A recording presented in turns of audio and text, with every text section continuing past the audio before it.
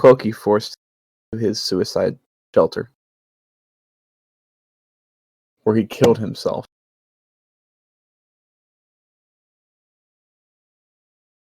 And then watched to see what happened. No, well, he gave information to us about the sun or whatever over Alterel being like a trapped solar, and that if that was freed, that would cause a distraction big enough for us to go steal the sword. Because if we're not doing that, then she'll know and she'll attack us, and we will all be very dead.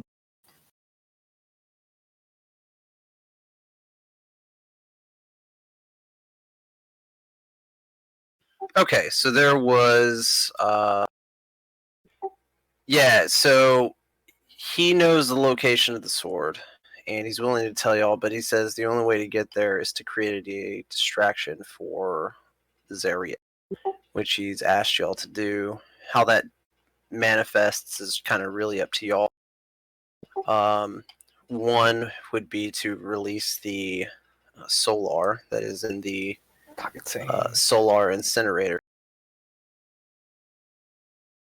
Or incendiator, I forget what they call it, but basically the sun that's above El Terrell, known as the Companion by Mor.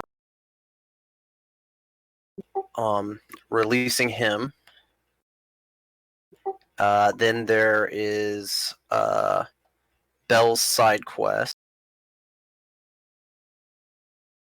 which is retrieving some of the some adamantine or rod. Uh-oh.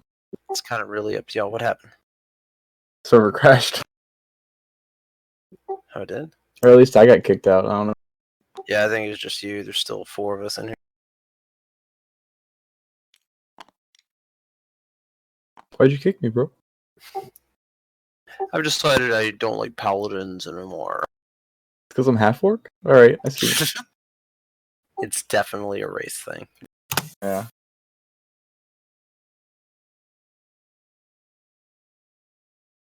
I thought skills were supposed to be like, you know, accepting of all colors, but I don't like green.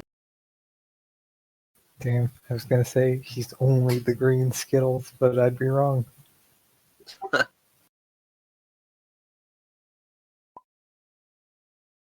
yet Skittles does not know about the terrible plight of green Skittles. Yeah, I'm here. Yeah. better I be got loading. server up now.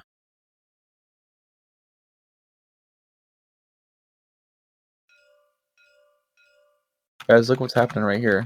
Crazy. Oh my. I don't see anything. Welcome to darkness, y'all.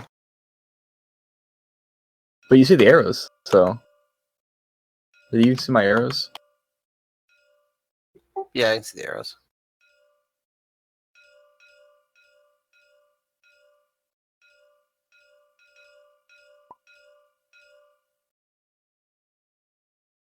Alrighty then. Very nice. Alright, so y'all decided to take a long rest here. So I need all of you to roll Constitution saving throw. Oh. You guys get +5.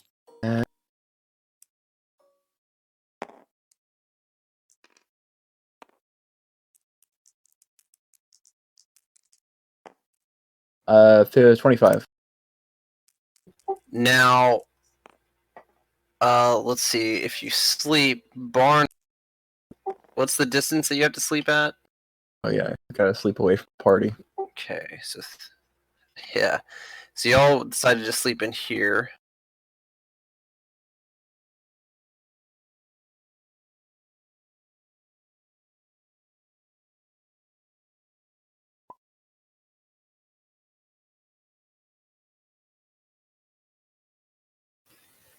Filthy plague rat.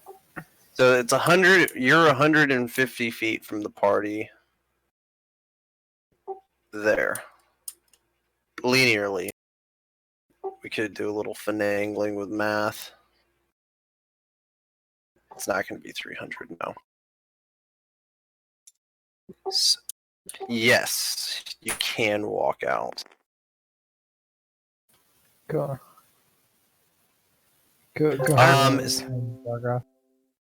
What was that, Gargoth's Bogey? gonna sleep with you. It said go Oh, that's hang out kinky. with tiny Gargoth. You need Gargoth? No.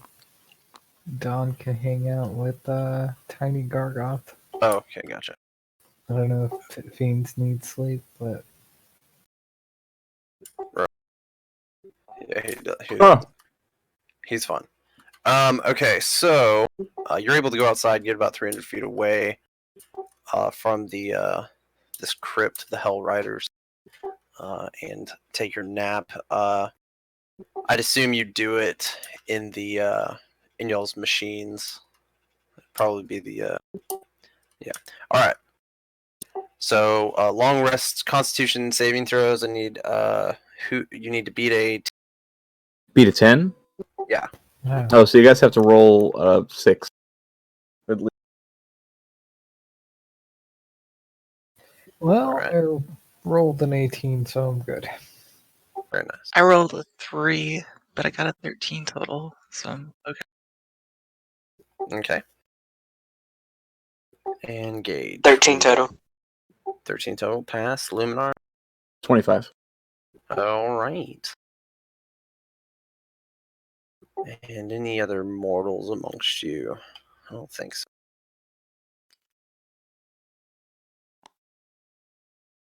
You know what? He is immortal.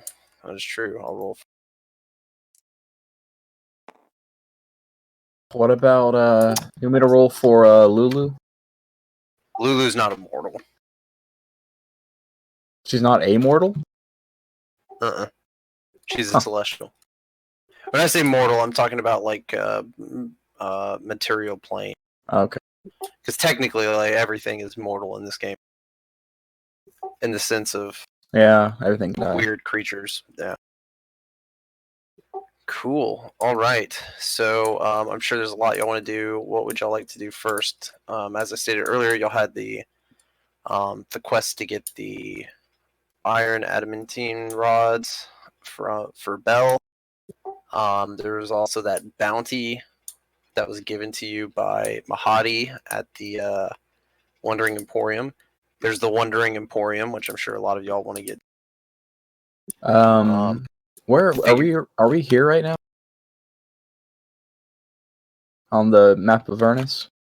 Yeah, you're here at this blue spot Okay. right here. And we had a good idea that the contract was over.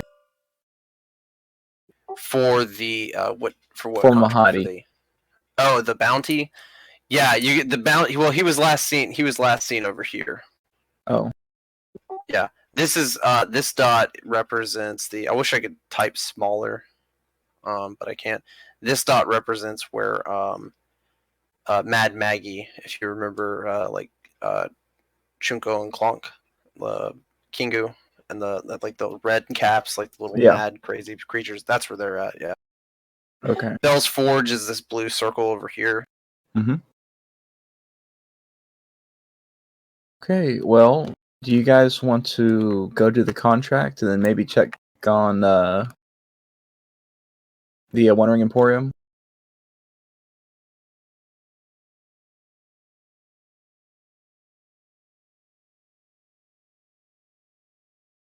Well, we could always go for Bell's thing. Look for the rod. Yeah, if you remember, Olanthius did state that when the solar incinerator was built, Bell got the contract. Think of like a bureaucracy / private sector kind of thing. He got the contract to build it, so Bell probably knows how to open it or unlock it or free it. Let's do that then.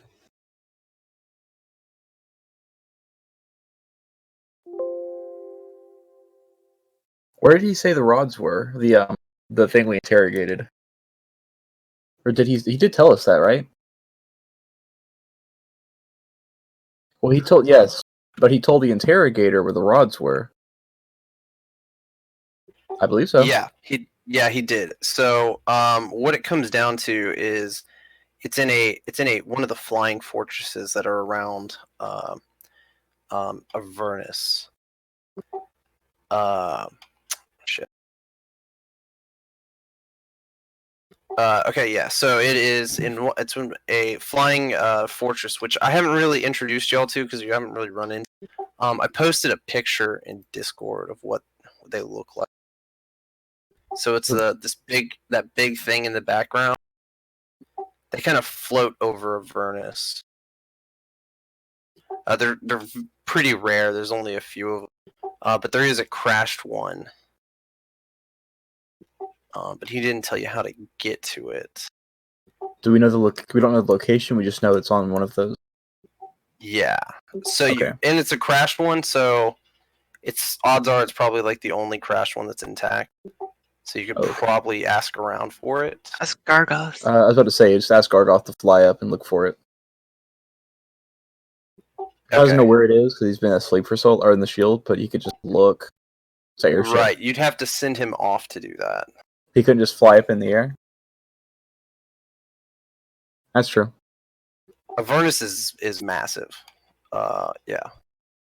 So like, yeah, and there's Well, I just didn't know if a giant airship. He could see something from where we're at. I know it is a big place. Oh, okay, yeah, just to see if you can spot anything. Yeah. Yeah, that's totally fine. All right, so yeah, y'all can do that. He'll come back and tell you that he does see one when he flew up, in the distance over this way. So over here on the map, kind of where this blue dot is. Okay. Near the middle. But it's flying. It's not wrecked. It's not wrecked. Okay. Yeah. I think our best bet. What's up? Y'all decide what you want to do. I'm sorry. I gotta be right back. Give me. Okay. I think our best bet is to look for the wrecked one. Yeah. Because if we go for the armed one, or not the armed with the flying one, it's probably armed. Probably.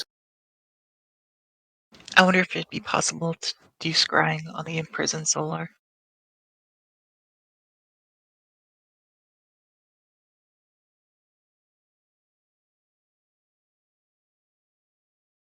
I don't really scry.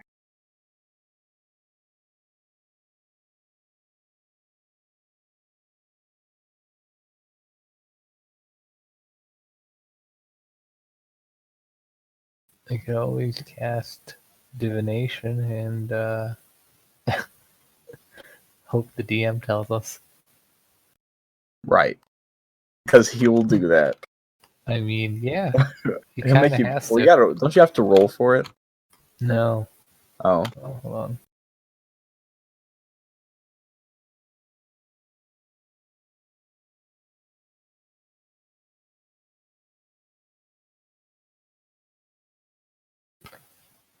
Yeah.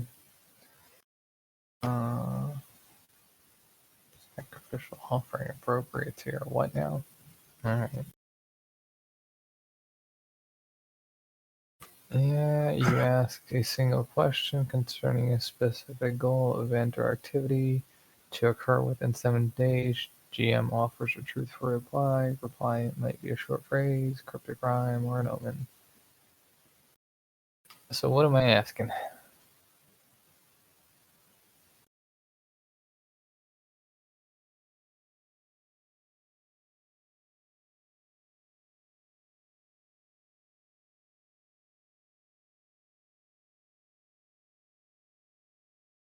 Yeah.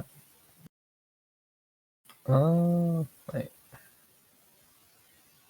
Concerning a specific goal, event, or activity to occur within 7 days. So it could be, in the next 5 minutes.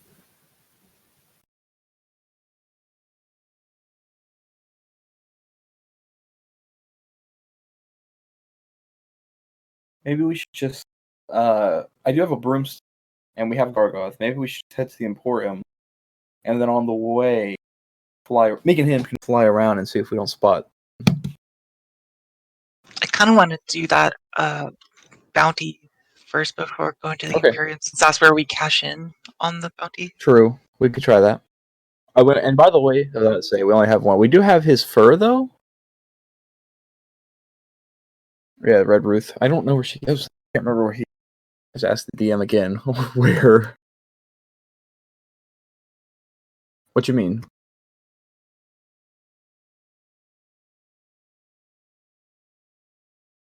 I thought you had to have like dwarven structure or whatever.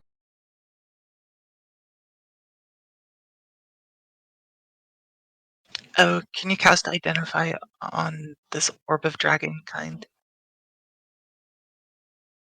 Why don't you just use Google? You can. It exists for a reason. Yeah, but yeah, we had that item for a while. I don't know. If you attune to it, don't you just like know it? What's up? I've never asked you guys, but what's up with the chests on the table? On the table. Mine just says 8 animals. I don't know what happened. That's just a coincidence. Like in the other, I don't. It's just a place to store things, basically. Oh, guys, look right here. They put them in front of people's thing, Dude. and then they. He's leaking things right here. Oh my gosh. Look, there's more right here. I know it looks like a direction indicator, but...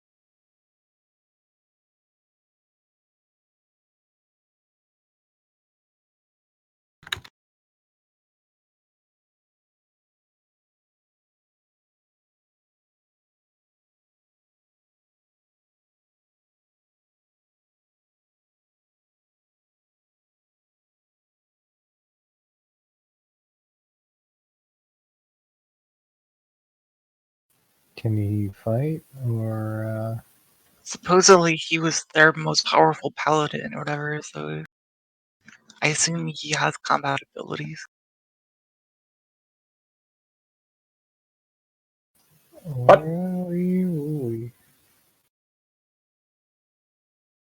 All right.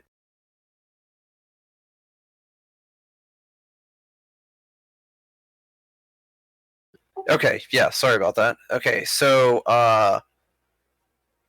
yeah, what would y'all like to do? Y'all notice the flying fortress way off in the distance. Okay.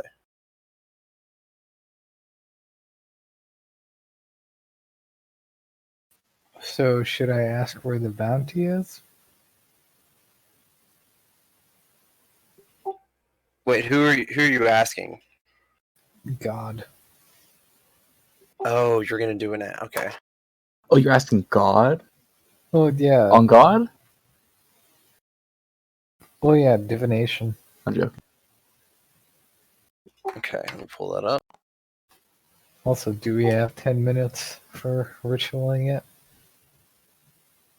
Because that'd be great. Absolutely. Y'all aren't in a rush unless you're... If y'all are in a rush, that's y'all's prerogative. I mean... So yeah, are we at... So we're gonna ask about Mahadi's bounty, right? Alright, God. Show us where Mahadi's bounty is? Or... Yeah. I don't know, anybody get a better way to word it? You've clearly never been to church. Alright, so that... Well, yeah, but that's not the point. So that bounty, yeah, he did give you a name. It was the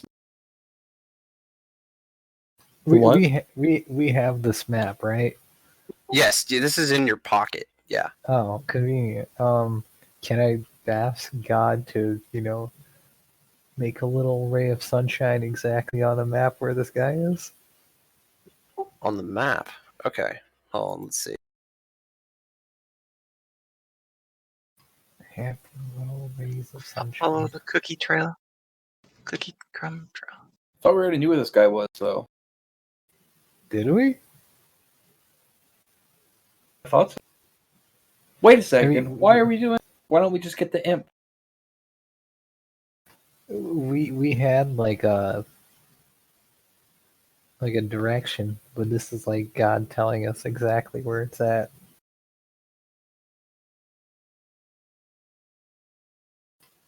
But don't we have that imp that tracks him?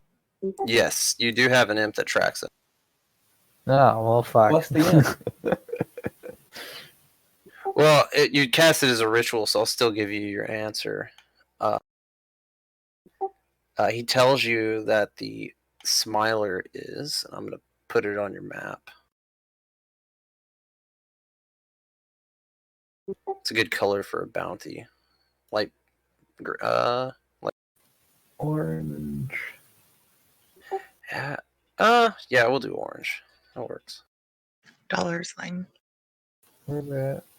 No, euro sign.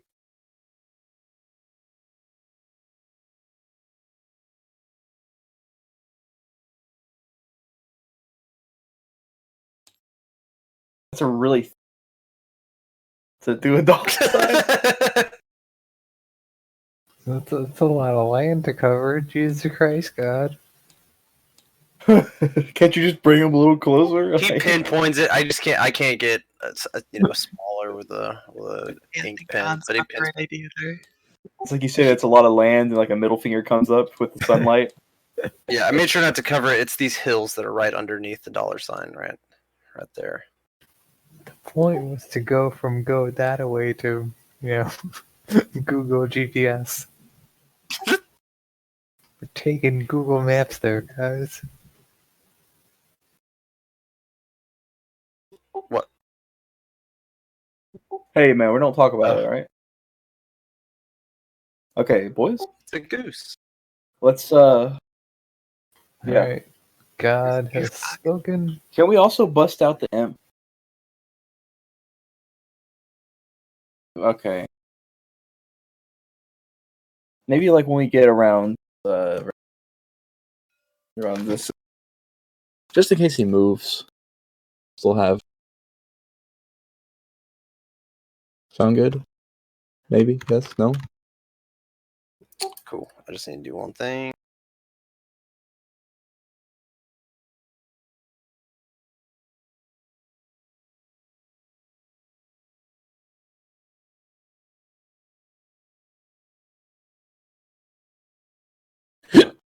All right. So you make your way to the foothill of the of this what do you call it? Like hills right over here, and I'm gonna move y'all's characters. Hopefully, avoid what I like to call the void. You just copy paste them too. That's true, but then I end up with so many. I like how Bernie's still floating. Oh, just leave him. Bernie will never drop out. He's just gonna Well, stand there and look disappointing at us.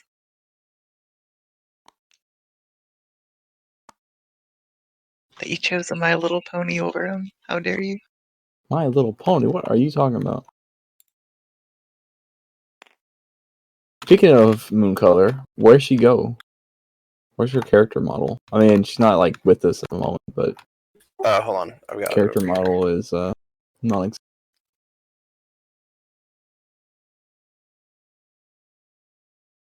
It's a new one. I thought that would look cooler. Oh, Koki's probably renaming it as we speak. That's done. Hey, it's a little... What, because of that coronavirus? That's racist, alright?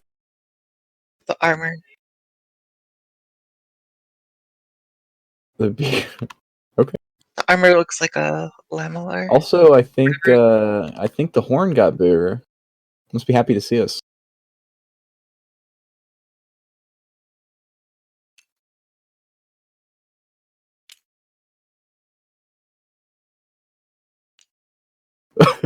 Silence. Asian unicorn meet tentacles. I think it's If Japanese.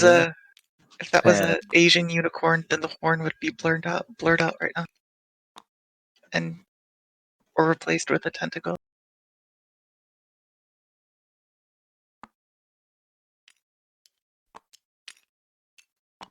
Guy, dude. Okay. All right. I did not expect y'all to do this today, so I just had to throw something together real quick. All right. Joke's on you. Yeah, I'm trying. Who the Okay, heck that's is- fine. Hey. Who All the- right, let me who's draw this? this out. I was thinking about scrying the soul, the trap solar too. But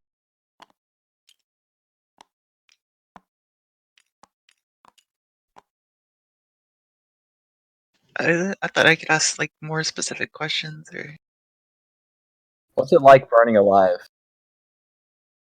Does it hurt when they do that? Yeah, it's made of pure goodness. It'll be fine, probably. Candy, gumdrops, lollipops.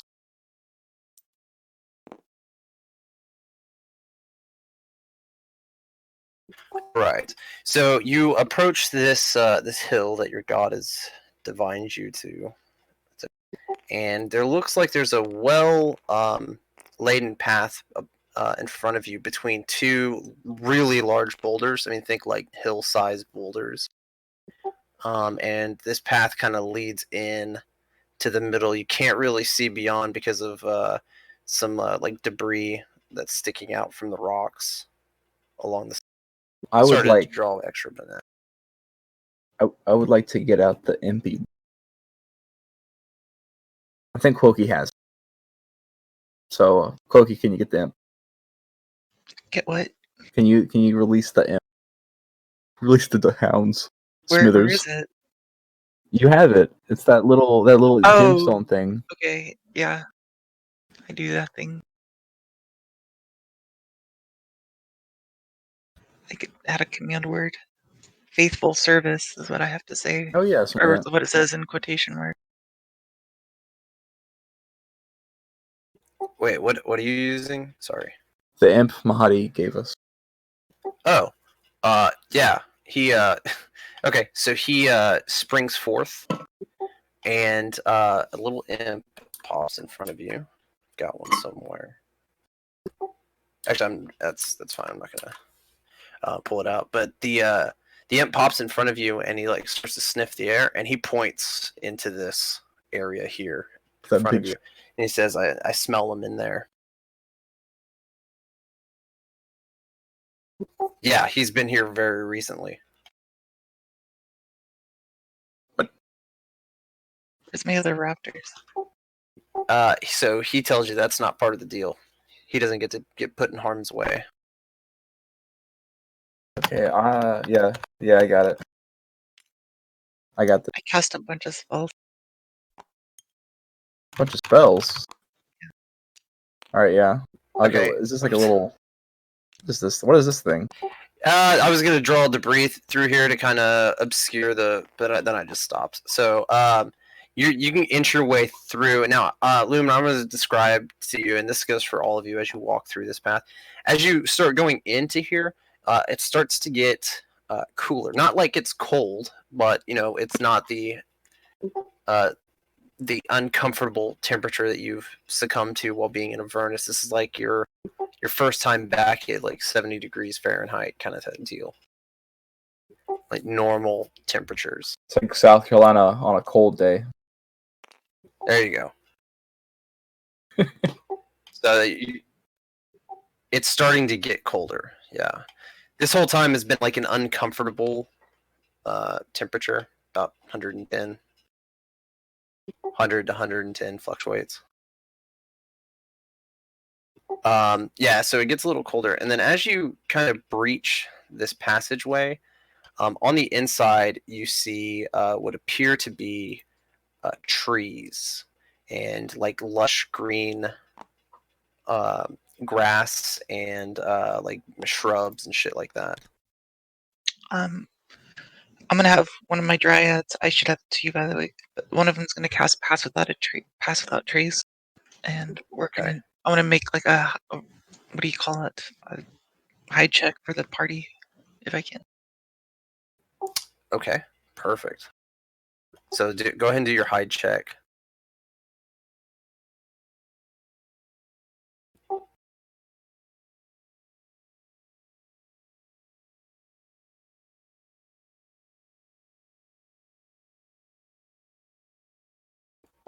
It depends. Does the whole party also want to? I mean, I thought we were just gonna. Wait, what are these? I'm sorry. What are these things? Oh, actually, Trees. Veil Oh. passes without trace. It creates like a veil for the whole. So it's more than that. A veil of shadow of silence radiates from you, masking you and your companions from detection for the duration, which is an hour. Each creature you choose, which will be all of us, has a +10 dexterity, a +10 bonus to dexterity stealth checks, and can't be tracked except by magical means. And then we leave no like trails or anything behind us.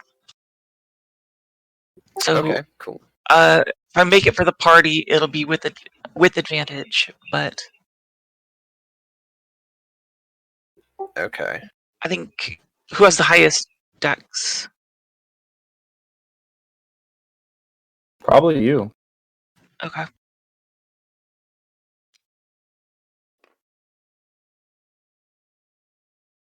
So +4, so with advantage and a guidance.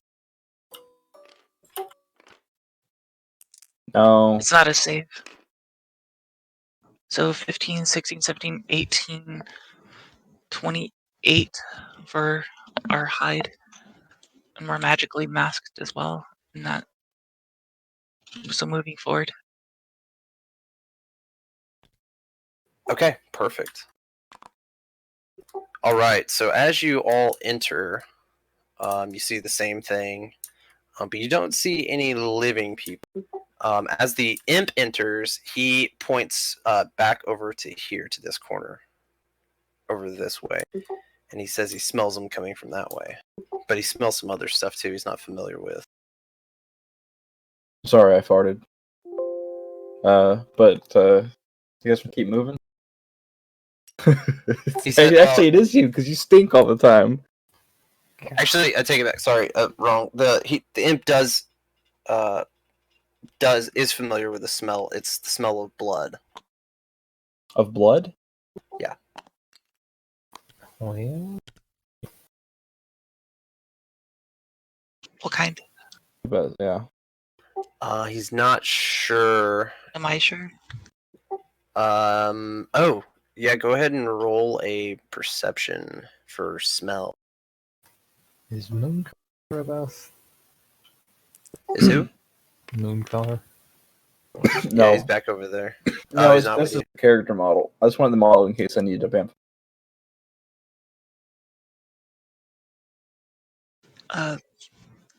33. 33. Okay, yeah. You also smell blood. And this is the blood of like fey creatures, is what you smell. An English. Alright, Shit. my dryads are going to. I should have another model, by the way. Okay, let me give you a. I need another for the raptors too, eventually. They're gonna walk into these trees, you The said? blood of our people? What? Yeah, these are trees here. Yeah, There's so also they're like gonna- some shrubs and stuff. I think they can like walk into trees as a thing. Cool. Freeze ride? Yeah. I thought they could. I'm pretty sure dryads can. They're like the tree people. Oh yeah, tree stride, it's an ability. Okay.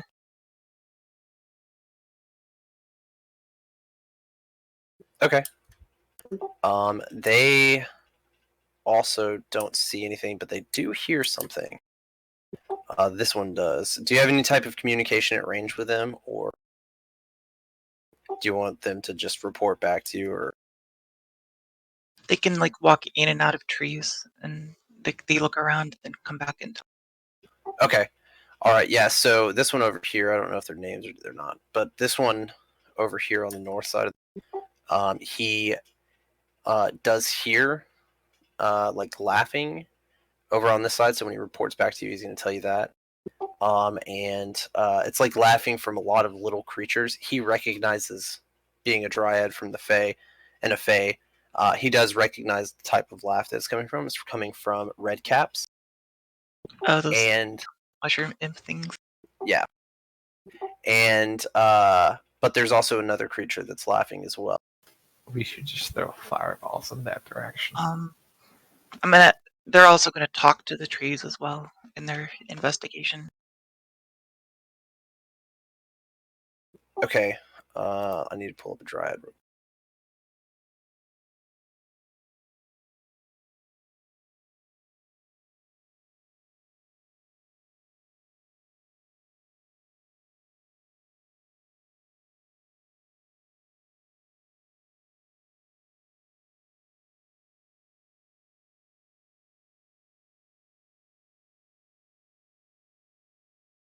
Yeah, so the dryads, they report back to you and they tell you that those aren't trees.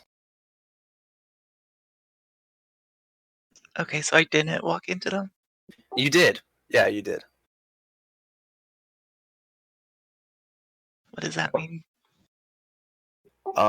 They tell you that they don't know what it is, but it is not a tree. It just appears to But then they couldn't have walked into it. be. That's not always true. Are they just?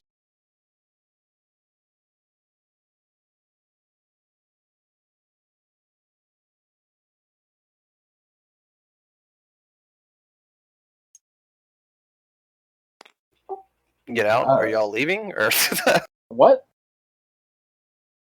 oh, the tree, okay. Luminar, I'm gonna walk up to a tree and try to touch it. Okay. I want to touch Do the one.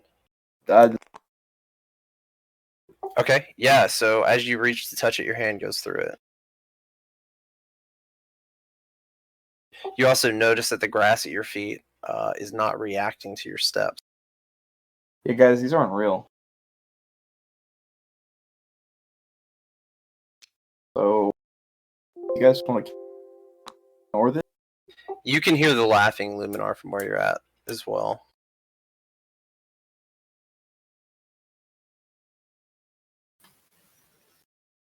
I don't know, but it's definitely not real. Let's detect magic.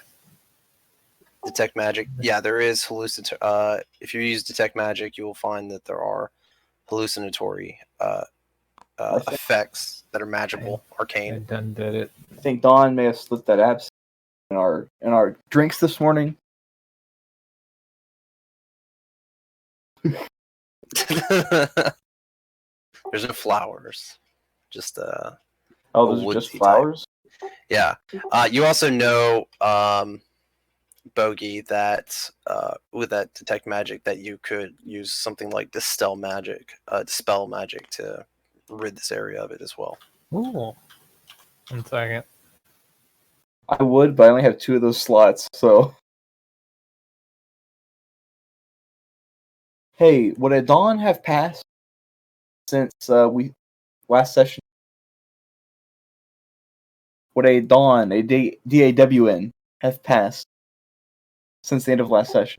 Yeah, there's not really dawns in Avernus, but there is. I'm just counting at the end of a long rest. So Okay. yeah, Yeah, I'm just asking for my item because my pearl only gets 1 use per dawn. Gotcha. Okay. Yeah. Yeah. You've had 1 dawn. Yeah, I'm gonna cast a spell magic in this area. This area. Okay. Yeah. So if you cast it towards the center, that will actually end up dispelling everything. The temperature returns to normal. And in the distance, in the corner, you see this guy.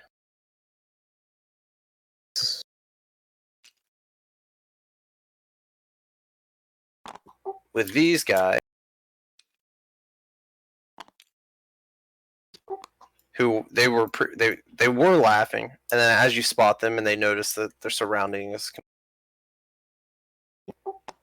they stop laughing and they begin to look around. Now, pass without trace doesn't. You're not really invisible if they spot you. What was your stealth? It's like 38 or something. Okay, that's going to be against their perception.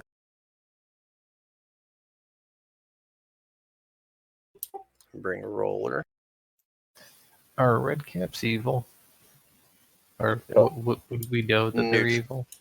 You wouldn't. You're druid. Well, actually, you would. You're furball, fayish. Like you would know that they're pretty.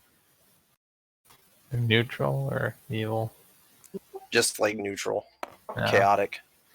All right, I guess I can't just throw fireballs at them. All right. Weirdly enough, none of y'all are spotted yet. Why is that weird? Because y'all are literally like 20 feet from them, and there's no obstacles in the way at the moment. Oh, But we'll say it's stupid. the lighting. Do we see the smile guy? You see it, yeah. So the smile guy, if you look at his picture, kind of have to zoom in. He's got a smile. So the smile on his face is kind of unnerving, almost. It's like mischievous. Oh, you can't. Oh, you. Oh, really? Oh, shit. Okay, sorry. He must have gotten in the black. There we go. Oh, man. So he's right there.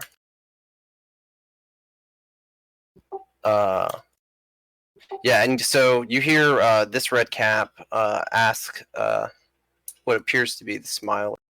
What's going on? What happened? And he's like, I don't know. He was holding concentration, but it's not there anymore. Magic just stopped. I'm going to use a detect good and evil, Go for it.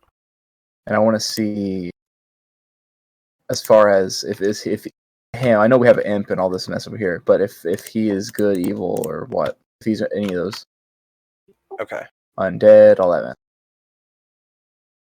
Celestial fiend or undead? That's what it is. Okay. What's the range on it? 60 feet. Right? Yeah. Okay. So yeah, he's definitely within range. Yeah, you sense one evil being, and it's this Fae right here. Oh wait, it's not based on alignment. It's based on what it is. Celestial fiend or undead. Yes, you don't sense celestial fiends or undeads, with the exception of Lulu, that's near. Yeah. And the imp. And Gargoth. Right. And the druid. But there he is. Does Lulu know what this guy is? Or who this guy is? Lulu has no idea. No. Or does she know what he is? Yeah, she'll make a. Let me make a check for her.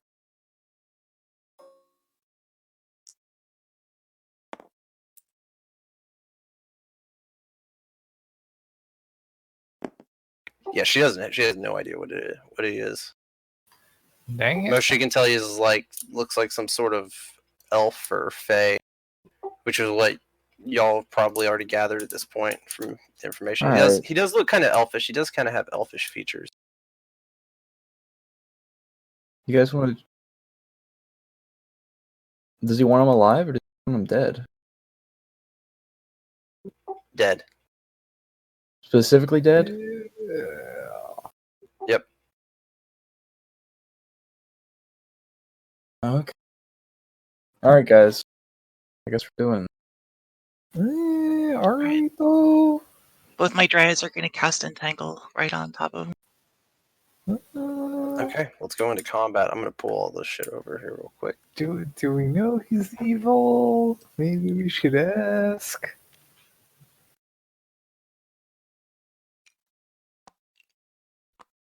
Yeah. I don't think red caps have friends. Evil. They're just annoying.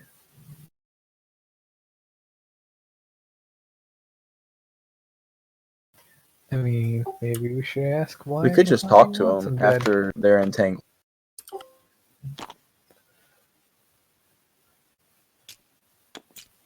True. You still want us to roll initiative, though, right?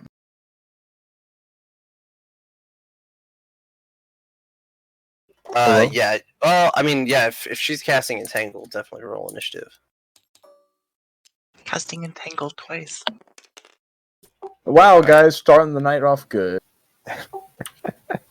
Murder hobo. No, I mean I rolled a 2, but yeah. Oh, okay. Does Elanthius? I guess you're controlling Elanthius. Elanthius will not be going into battle. No. Okay. He's chilling. He tells you he's gonna wait out here. He doesn't want to fight. Where's Lulu's stat block? It's on There the it other is. side of the table. I see it now. Okay. Yeah.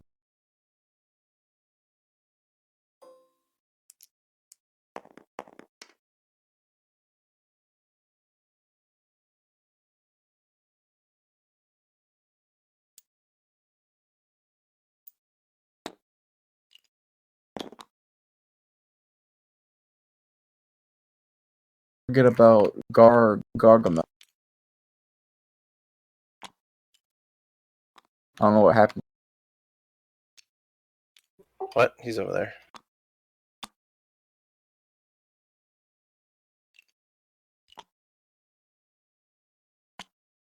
Uh, I mean, he'd still be with us. he has hold monster. Maybe he can hold this person. Gage, are you there? Oh yeah, you do.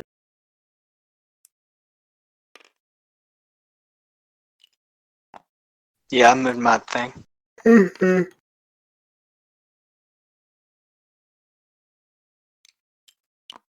anybody have Animal Crossing, by the way? No.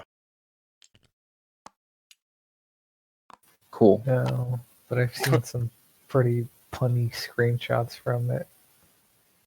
It's a really fun game. Is it like, is Animal Crossing like that Stardew Valley game essentially? No. It's somewhat similar, yeah, but it's not. Like it's kind of like how you have to build yourself up, and it's just single. It's pretty much just single player.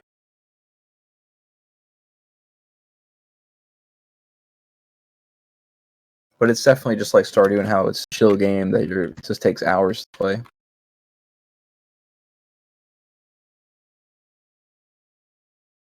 Okay. Everyone got their initiative. I'm good on my end. I think we're good. All right. So initiative gets started by the casting of entanglement. Redcap got high. I need everyone in there to make 2 strength checks. 2. Look at the DC. Oh yeah, 'cause we're both.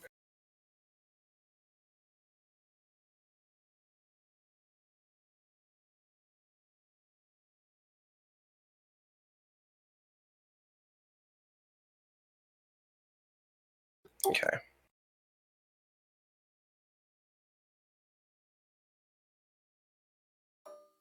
These are for the red caps.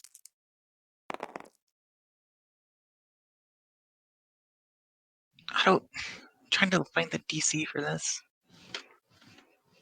I mean, oh, here it is. Charisma's DC. Oh, DC 14. Okay.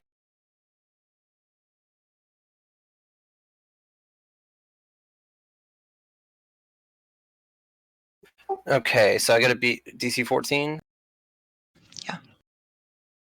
Perfect. Alright, so that's gonna be, and this is strength, so 2 pass, 3 fail. And then they have to do it again.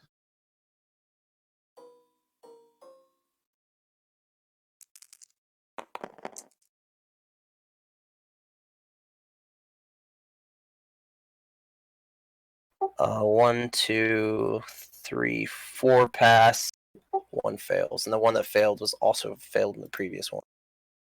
And the boss. And now for Smiler. Say what? And now for Smiler, yeah.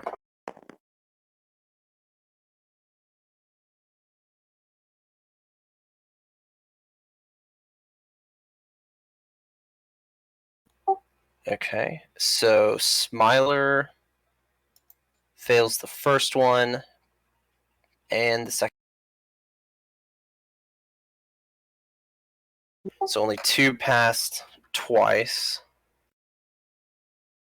That's going to be these 2.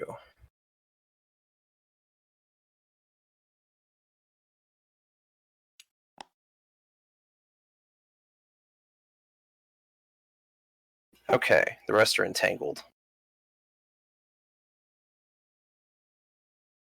Cool. So, and like, I think the flavor for entangles, like branches kind of come out of the ground. Yeah. You notice something about this. It's a little different. Instead of branches and stuff coming out of the ground, it's like bones, like hands and stuff that kind of come out of the ground and you start entangling around them and like pulling them down, holding them.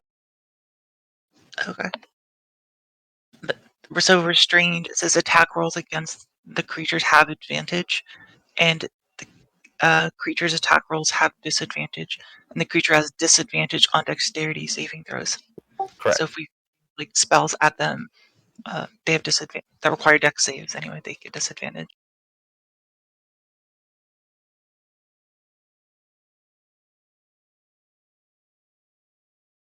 In case you guys were talking about trying to take them alive or whatever, you had to, or whatever it is you guys were planning to do. So that makes it Barnick first in initiative. When you do that, though, Smiler is going to have a reaction, which is just a free action. And you're going to hear him yell out, "They've come for the Smiler, boys. Get them."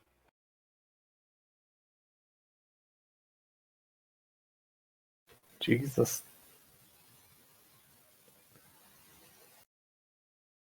Yeah.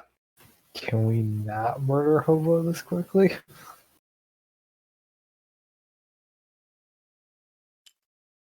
Okay, harm. Oh, Christ. Very nice. That's a lot of What is damage. it? Con save?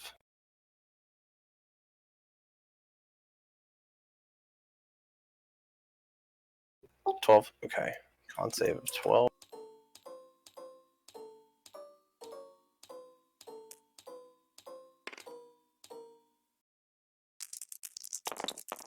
Pass. Okay, so 20.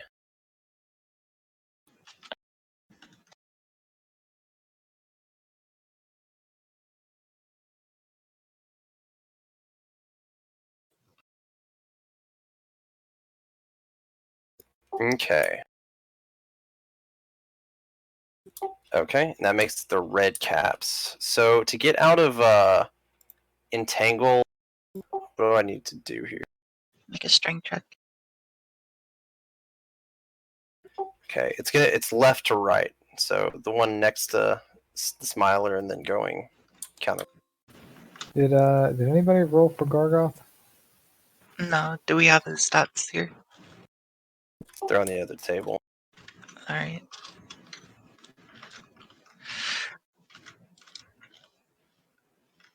The big one here. Gonna drag. Yeah, it should be. He's got a +2 to Dex.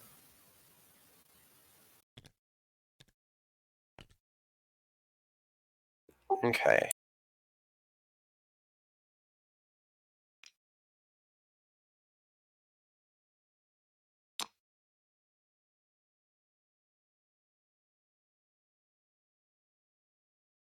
Okay, so this is my action for my turn. Strength check.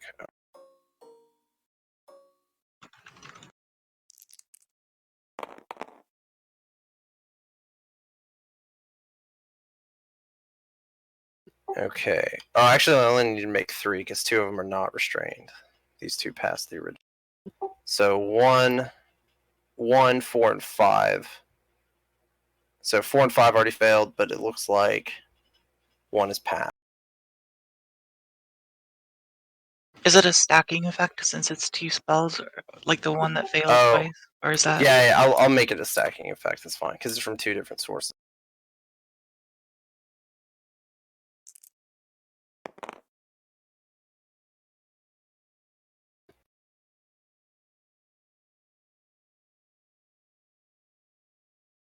Wait, 1 didn't need to go the second time. They were only under the effects of 1. And 4 was only under the effects of 1. Okay, so 5. 5 got an 18. He passes. So they're all passed now. They're all unaffected. I think it still counts as difficult terrain. Is that correct? Yeah. Yeah. So there's still that, which means their slow movement is even slower. So it'll be.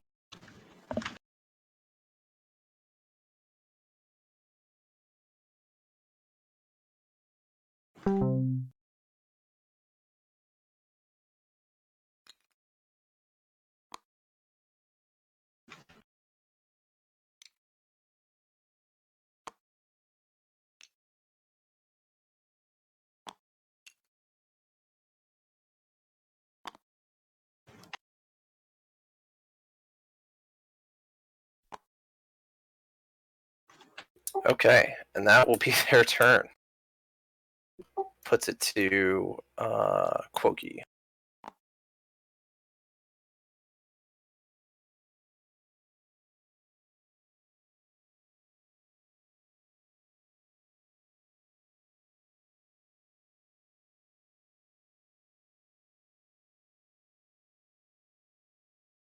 I'm gonna cast.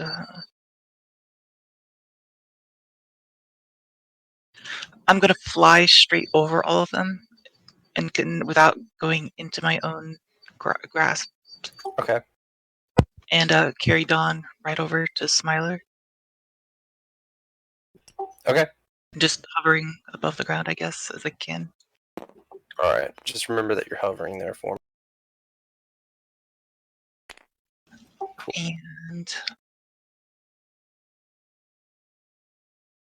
And as I'm charging it, I'm also gonna ice storm it as well.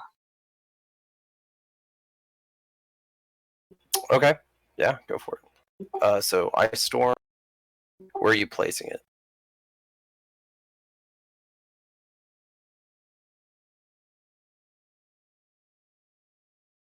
This whole area. Okay. So like I'm gonna cast it and then move in afterwards. And that also makes the area difficult terrain as well.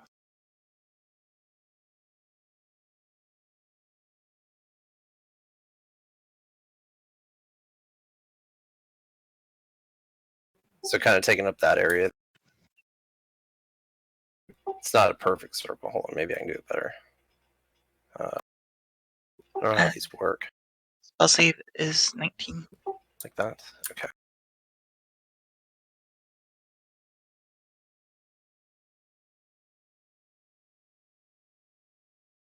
So the first are going to be the red caps there.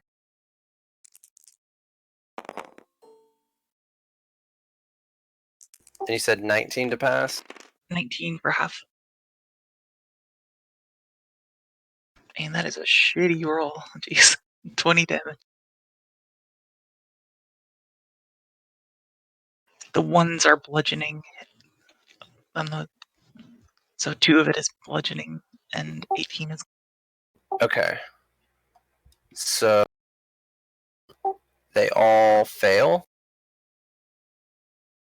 Yeah, so all the red caps fail, and then Smile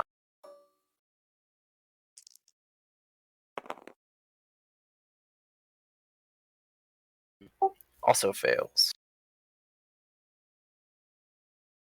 So they all take full damage. Perfect.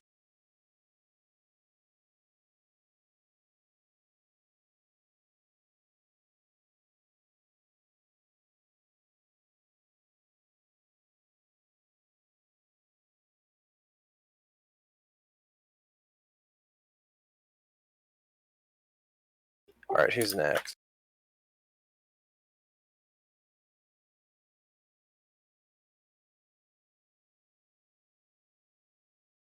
That was Quokey, so Toga. Um,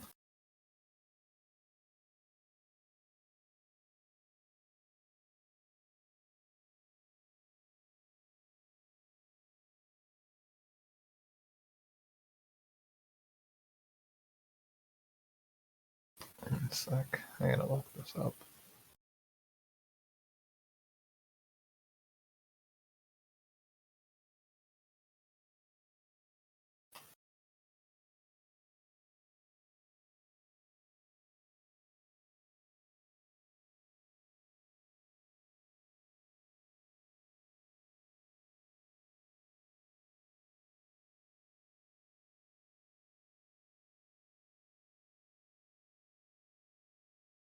Oh, is the illusion gone, by the way? It is. Yeah, this is Okay. just like barren rock that you're familiar with. I was gonna say otherwise they were staining in trees. But are the illusions done? I'm gonna ice storm the little guys. Okay. It is 20. Are you gonna ice storm me too? Cause Probably. right. Yeah, it's a 20-foot radius and a 40-foot Can you high stop casting cylinder. spells on me?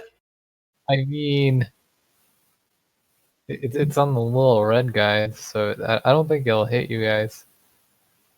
Somebody get a protractor. 20-foot radius is 80 feet diameter. Oh, Christ.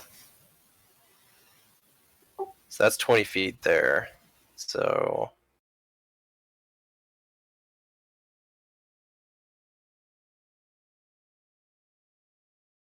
no, not that. I think any way you do it, you're gonna end up hitting somebody. Oh, actually, you know what? Unless you cast it over here. I just wanna hit the little red guys. Yeah. In fact, Since I'm technically floating up and it's at the tip end of that, will I not get hit? what I'll say is it's like half a step forward. I'm gonna put him on a square, and so it's gonna be 1 foot back. It's too hard to draw these perfectly. I'll say you're out of it, and Bogey, you're right on the edge of it, and it'll hit all these guys here. Time to be alive. What is the DC? 17 dex saving throw.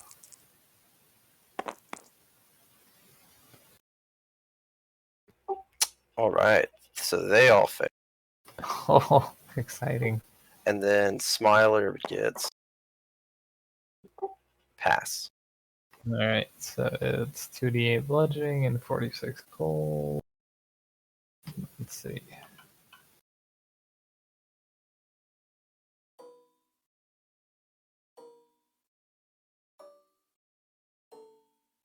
Wait, doesn't he have And disadvantage against dexterity stuff? I did the wrong rolls. Alright. If you're captured, right? If you get captured by, let me pull up Entangle. Because they're restrained, right? Are Or- you kidding No me? one's restrained. Yeah, no one's restrained. Oh, Smiler. He passed all that. Yeah. Jesus Christ. Alright, so they take 6 bludgeoning damage and 4 cold damage. Wow.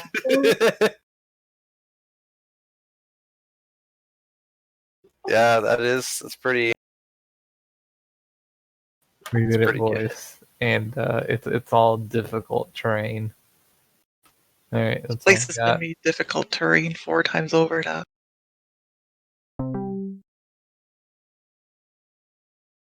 It is the difficultest terrain.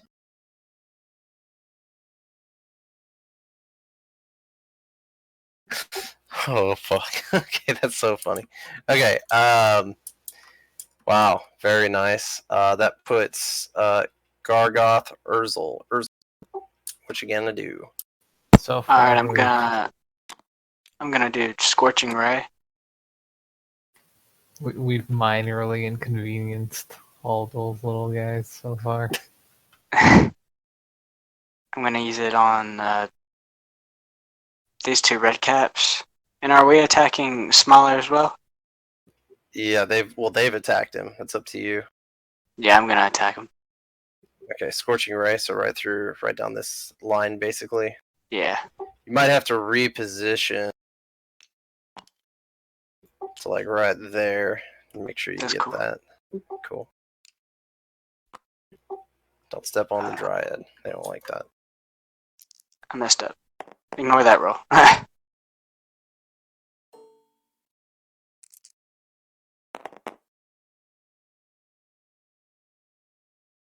Alright, so 11, 21, and 20. Okay, you're gonna hit. You hit one of the red caps and smile. Alright. I put it in closest to furthest away, by the way, because it makes sense.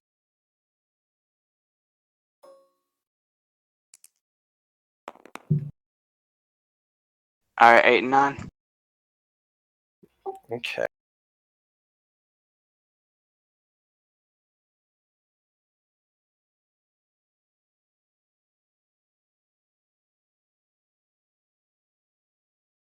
Perfect. The Gargoth.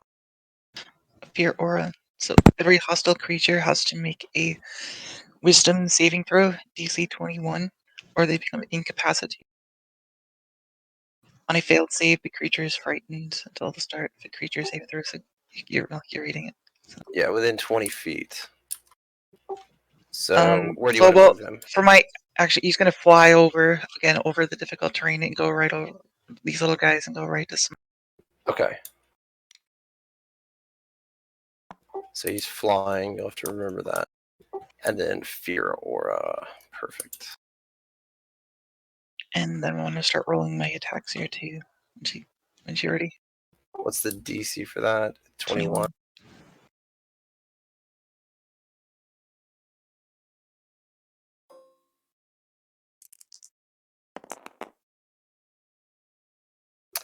The red caps fail.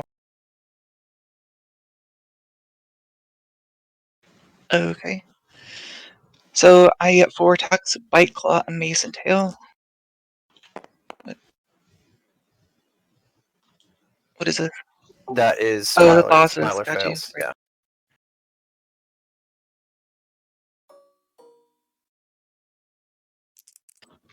All right. So the first one is 24. Hit. The second one is 22. Next one is 24. Hit. And the last one is 20. Hit.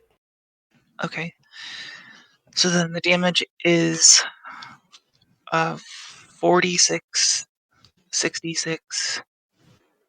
Okay, so 66, 2d8, 3.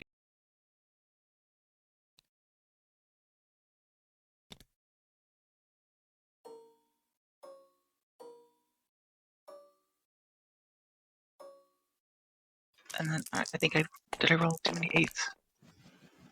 Or not enough? No, and then I need 3d10.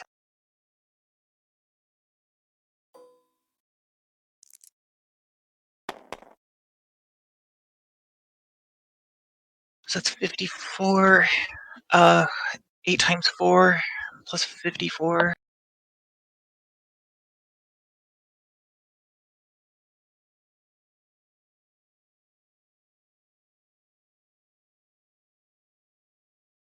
$86 damage.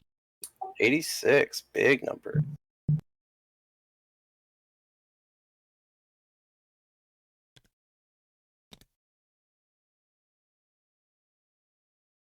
Okay.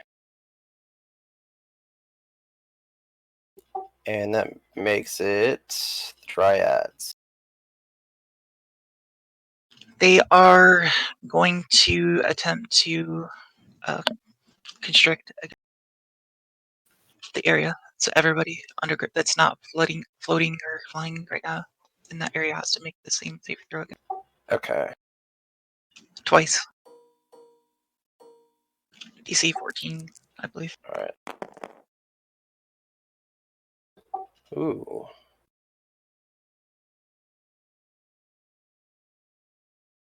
And this was a con save? This is a dex save. Strength. Strength. Strength. Oh, that's right. Strength. Yeah, because you're breaking. Okay, so get it. All right. Pass. Fail. Fail. Fail. Pass. Okay, so the 3 middle ones fail. The first one. And the second.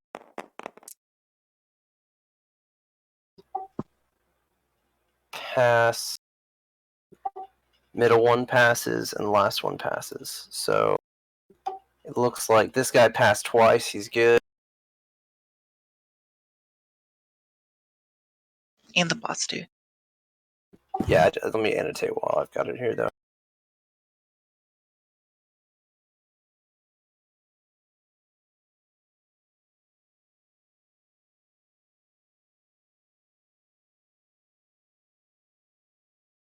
All right, and the ball.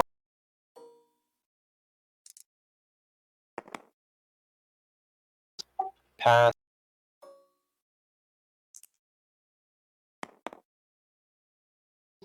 Pass. He passes both.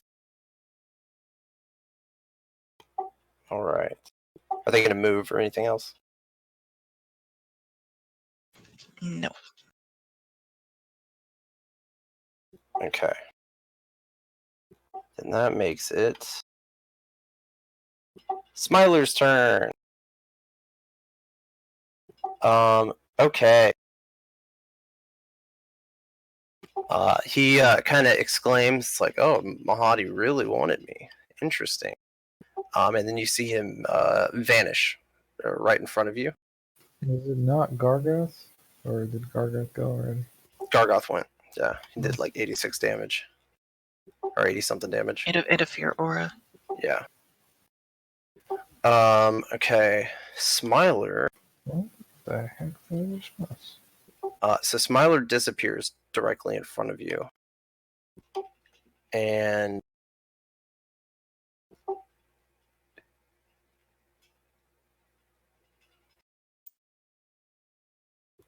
pops up right there. Luminar, what's your AC? On my model. 24? 24? Okay. Yeah, that's right.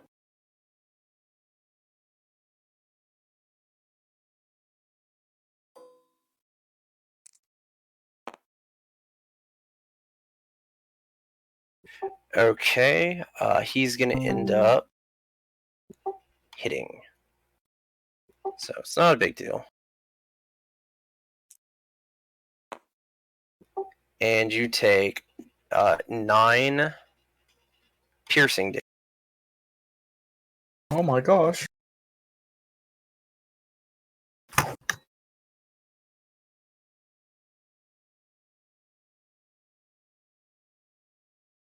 It's on my Wi-Fi, love her. And then he's going to turn around at the thing he's frightened from. And he's going to begin laughing. And it's like this crazy laugh that is just kind of chilling. I need Gargoth to make a wisdom saving throw.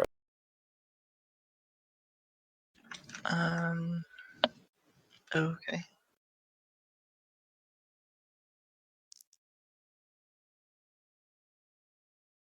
$20. Okay, he passes. What was that for? That is, what do you mean? It's the laughing. He had to. Oh. It's a reaction to the laughing. Oh, okay. Yeah. The laughing. Yeah, so Smiler he starts laughter. laughing. What's that? Like, we don't all have to make that. It's a laughter that's targeted at Gargoth. Yes. Okay. Okay, and that makes it Smiler's turn. Lulu. Lulu, huh? Indeed. Lulu's going to fly around over here. And she is going to trumpet. Where's her card? It's way over here. Where did it go? It's right here. Okay.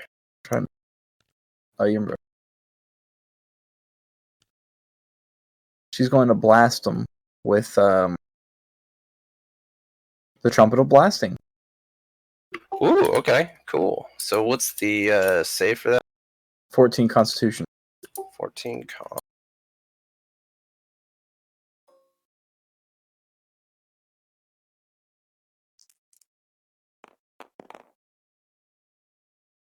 Oh, that's pretty good.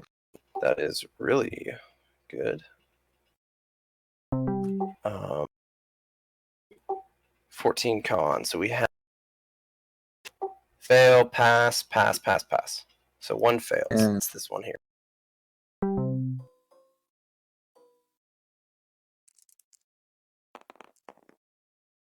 So if they fail, they take. That's actually crappy. If they fail, they take 16. If they pass, they take 8.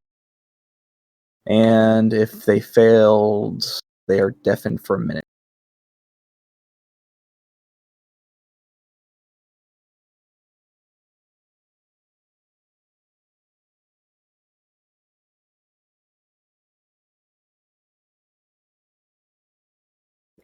Okay, so as she does it, it kills one of the red caps. And the other red caps, they only end up taking half. And they seem to be pretty infuriated by the loud noise. And that will be Lulu's turn, putting it at Luminar. Okay, Luminar is going to double attack this guy right in front of him.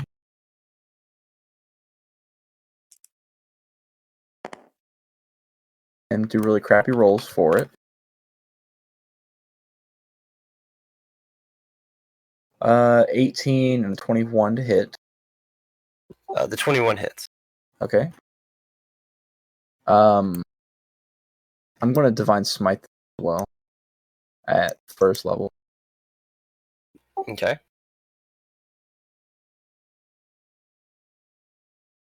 Was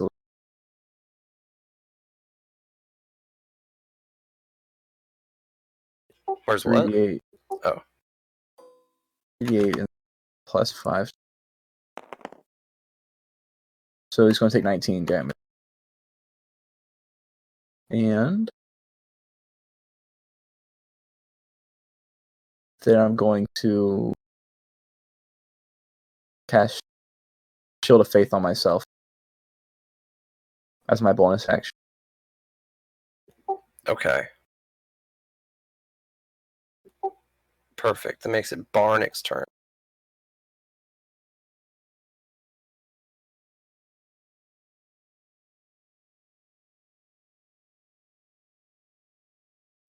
Okay.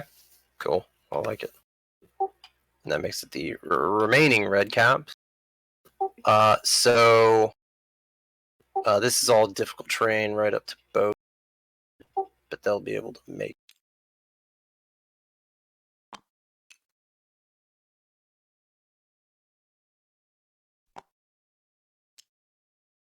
And none of them are trapped.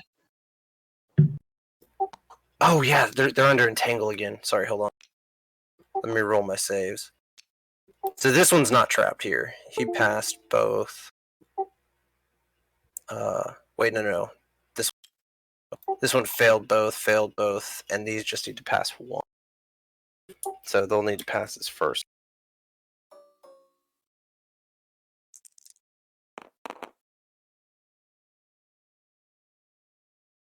Alright, the ones that needed to pass, let's see. Okay, so this one passes one, this one failed, so he's still entangled. This one passes, and this one failed. Alright, so I just need 2 more.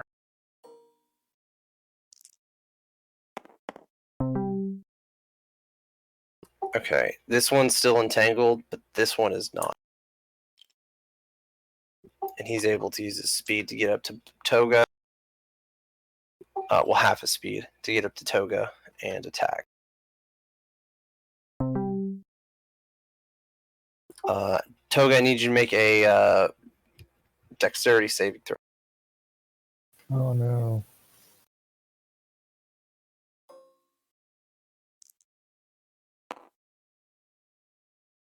All right, you Okay. pass. Oh, yes.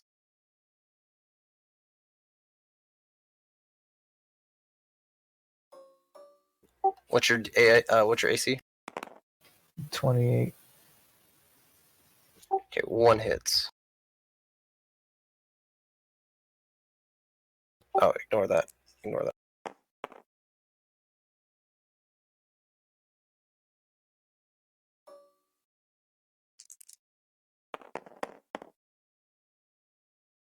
Alright, you take 14 slashing damage.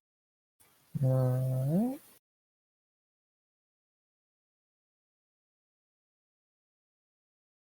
Okay. And that's their turn. The ones back here are all really pissed off. Koki. Yes. Oh, it's No, my it's turn. your turn, yeah. Alright. I'm gonna fly to him. And before I get to do anything else, Barnett can do his attack since he reserved his. Alright, go for it.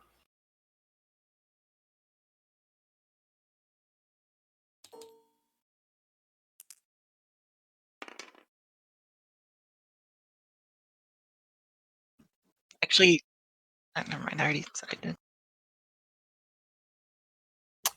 Does 20 hit? Yes.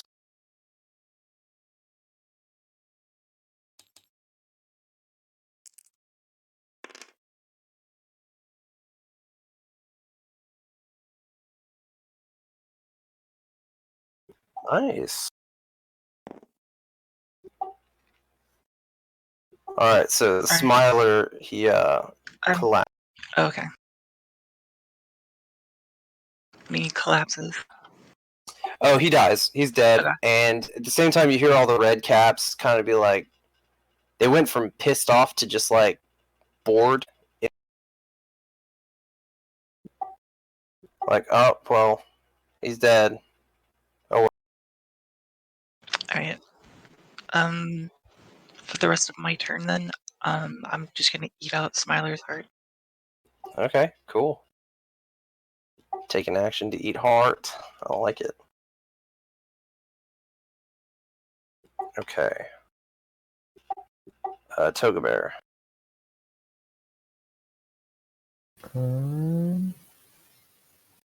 Did the red caps do anything? These over here, they're stuck. They're entangled.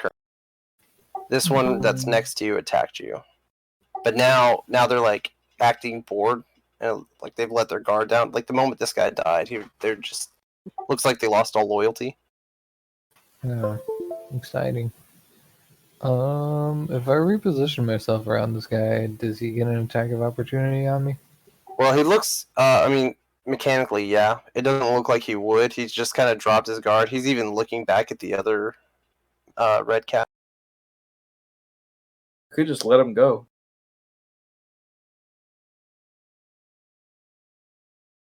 I'm just gonna ask them if they're gonna get out of here.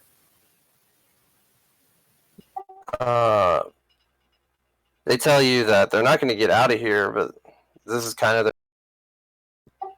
but they're not going to attack you. All right. Well, Unless, and then they tell you, unless that trumpet nosed person over there decides to blow their horn again. all right. Well.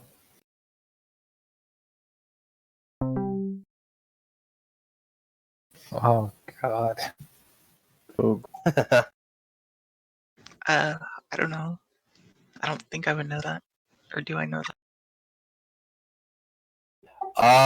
Yeah, well, I mean, yeah, your knowledge of what they were earlier would tell you, like you have intimate knowledge of them, so, no, their parts don't, they do craft, interesting boots, though, and you can kind of see, they're all wearing these intricate boots that have, like, these knives on them, and they look too big or too heavy for them to walk in, so it's kind of surprised that they lug them around on their feet.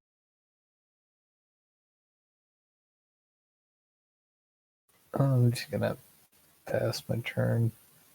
Just gonna let him go. Okay. Urzel, what do you...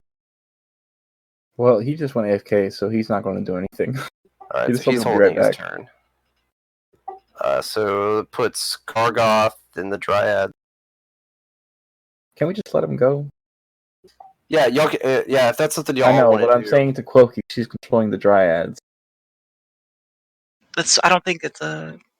Oh, is it a concentration thing, right? Yeah, it's a summon concentration. What is it? Woodland creature? What do you mean, woodland creatures? The spell. What is it? Is it Entangle. Fae? Entangle. Oh, that's a yeah. They're holding a concentration. Yeah.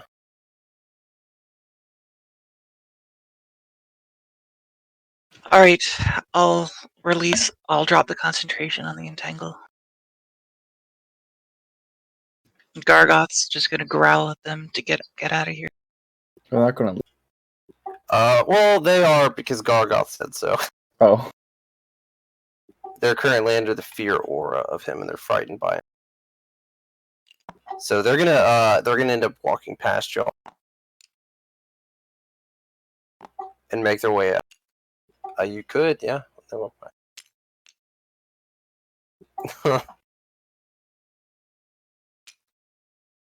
And they're gonna leave. All right. So now you have this elf-looking guy I want to dead in loot front the of you. interesting-looking boots from the red cap that died. Okay. All right. Yeah. So you put you have red cap boots.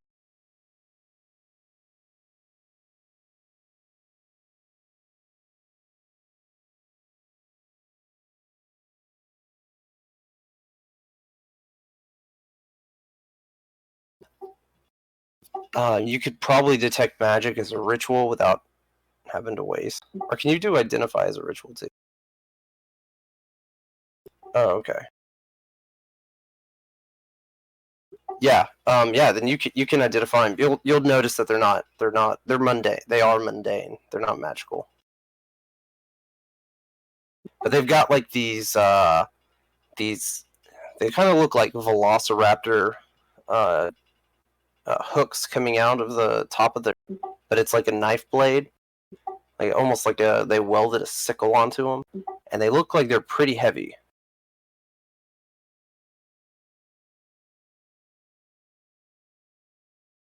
And they will fit on medium creatures as well.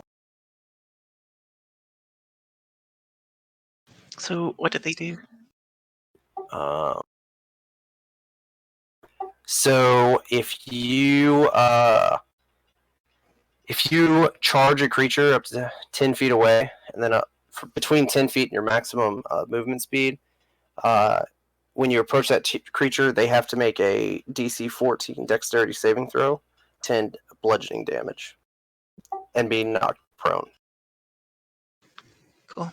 Who wants them?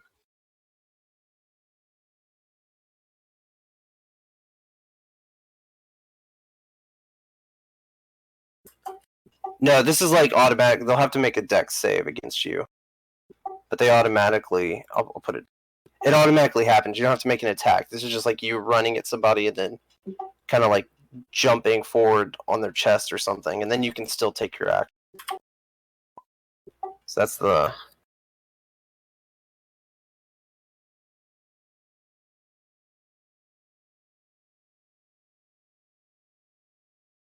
Yeah.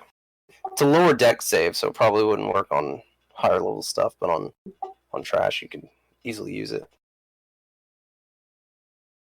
Unless they're entangled, then they get disadvantage. Yeah. I can't wear them myself because I got the flying boots. So. good. Just take them anyway, John. If nobody wants them, you can sell them. So. What in the name of Bigly Boss? Okay. No, he's not alive or anything. I'm zooming it in so you can kind of see the armor he's wearing, and he's got a short sword as well. Does that mean you take the armor? Yes. Yeah. Oh, yeah. Absolutely. So the armor he's wearing is like a light armor, but it's very kind of leafy. Looks leafy at least. Looks like it was crafted from material in a forest. Cool. but it is a medium armor. If it's set druidy and what it does, I might want it, but I don't know what it does. So unless we're gonna Gotcha. identify all this stuff. I mean, it's a ritual. Y'all can spend 20 minutes identifying both. I mean, is there any? We don't have to actually spend 20 minutes sitting here. You could just say, No, you don't. No, I'm asking if y'all do it though. Barnick. Okay. Yeah, so the leather armor doesn't have any like special abilities, but it is a +2 leather. And then the sword is a +1 short sword. Nope, don't want it. Into the vendor trash pool. All right. Yes.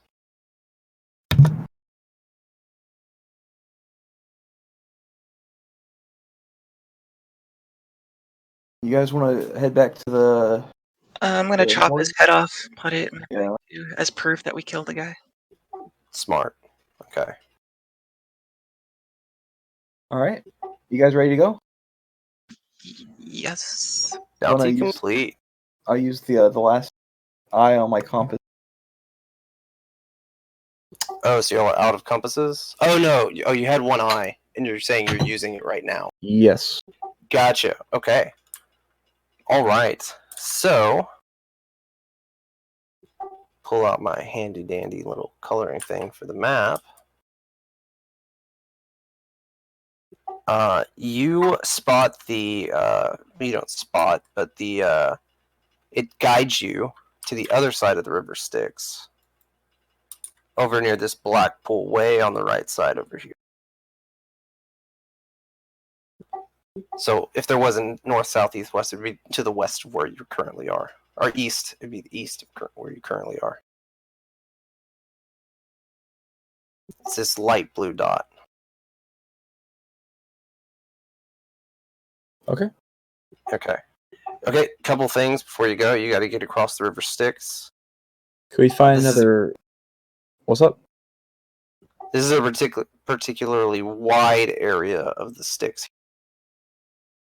But you can find a It's one coin. Moranoloth. Right? One coin to cross. Right. I'm subtracting that from my inventory. Okay, cool. So you find that, and you get there. You get to the other side, and you see the path leading up to Harmon's Hill to your left, which is where the trees that bore your name last. And then you see Bell's Forge over there, and then there's this. You eventually come across this this large pool of like a bubbling black liquid.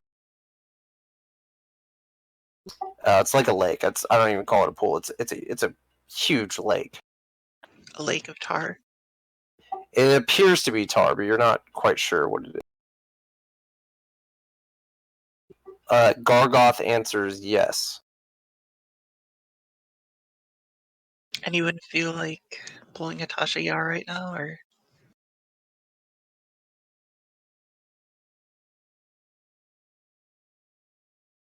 Three vials of it. Okay. All right. Even Put more that in your acre. inventory.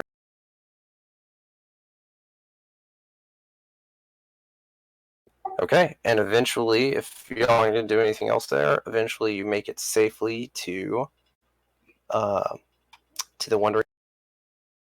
So let's bring up the shop real quick, and let's do our shop. I'm gonna give Mahadi the head of the Okay, he says, "Ooh, splendid. The smiler smiles no more," kind of, and you can see on the head he's like still smiling. But the he takes the head from you. He kind of inspects it just to make sure it's not some sort of hope. And he casts Identify on the head. And he says, "Indeed, you fulfilled the reward." Now, last week my maids threw away some of my papers, so I don't have the. Did I give you all a specific price? I'm sorry, maids? Yeah. Yeah. Did I give you all a specific price on the bounty?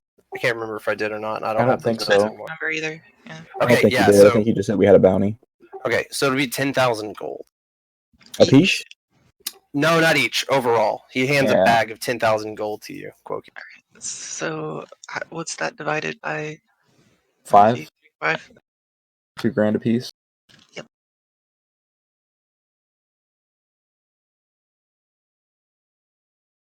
It wasn't a hard fight, to be fair. We hit the guy like 3 times and he died, so. So he actually gave you something to track it down. True. He gave us something to track it down, too. So he kind of just like put it in your hands. Basically, he just didn't want to get his hands dirty. Alright, does he need this ruby back to summon the imp, or is that just ours now? I think it just vanished, right? Like, Oh, it crumbled apart when I it's used turned it. I think so. Oh, the compass. No, ruby, the imp thing. ruby, Oh yeah, no, it crumbled apart when you cast the imp, and the imp he helped you, and then when y'all killed him, he ran off into a. He's left y'all. Can we start buying stuff now? Yes. Yeah. Okay. Absolutely. I am going to ask the shopkeeper. First of all, I'm going to ask the shopkeeper, why is the iron flask why is the price, discounted?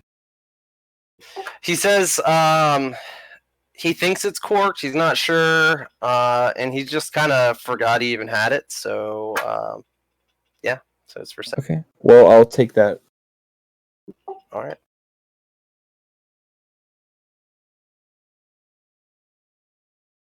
Oh, do you want to? Yeah, I forgot. Do we have to do that? Where's the D20?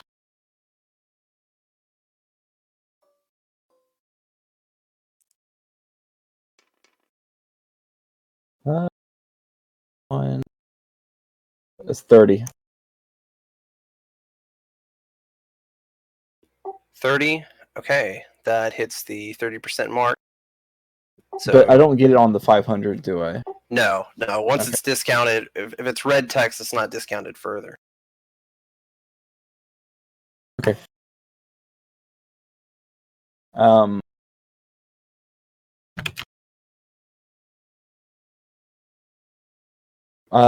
mind. We'll do this later. I want Dawn to identify to see if there's anything in it, but we'll do that later. Okay. And then I'm also going to ask about my decanter of endless water. He says, "Oh yes," and he pulls it forth. Okay. And did I already get? I know I gave prices to some of you. Did I give you a price? I don't have the price for the decanter on here. I can't remember it, but you did. Okay, hold on. But I've got it. I just remember you saying that it was like it's not going to be discounted since they had to search for it. Okay, yeah, no, it's not going to get the discount.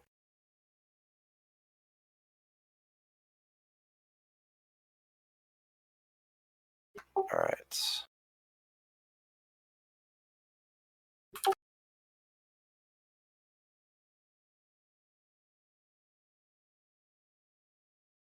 So I got an iron flask and a decanter. Yeah, so 3,000. 3,000. Okay, done.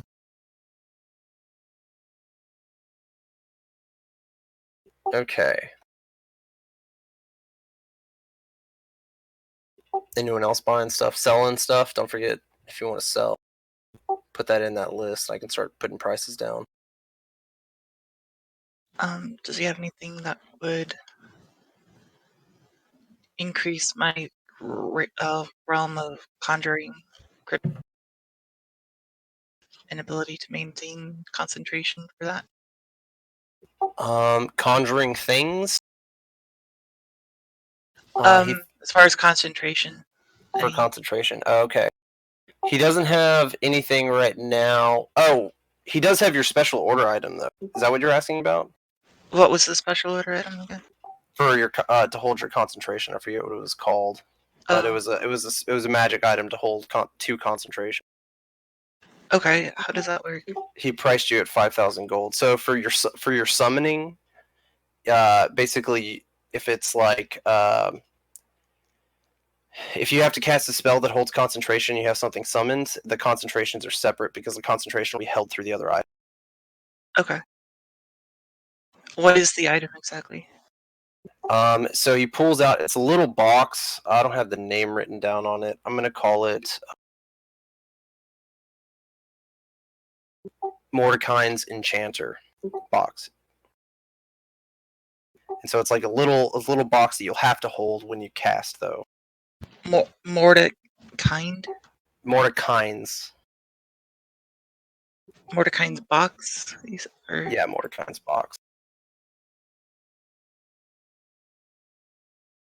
5,000 gold, you said? 5,000 gold, yes. No discount. It's special order. And then Bogey, for you, he does pull out a flying carpet. It is the smallest flying carpet in the group, which is like 3x5.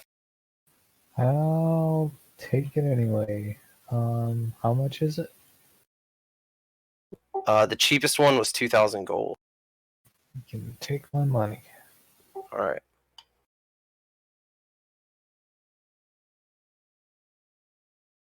So there's 3x5. Yeah, 3x5. I'm gonna go grab some more water. Y'all, the store rules are all written out, so just with your honor, subtract your gold, and I'll be right back. What's that? Oh, okay, gotcha. I'm good. No, it's intelligence, not wisdom. Worthless.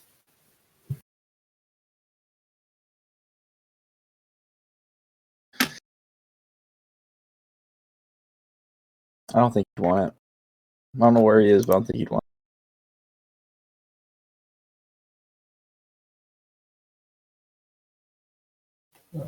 200. Does anybody want the horn?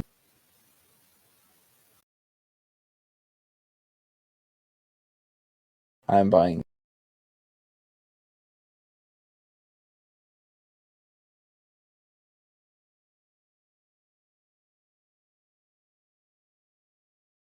Christ, this flying carpet has a 300-pound or it has a 200-pound capacity. The character weighs 300 How much pounds. do you weigh? Worthless. Whatever. Yeah, Maybe go on a strength, like a workout montage with the magic carpet. I guess. Gotta like patch some extra carpet to it or something. Yeah, whatever. I can use it as a flying golf cart. But A caddy. yeah, I'm gonna grab my laundry. I will be right back. Okay. Do y'all have stuff for sale as well?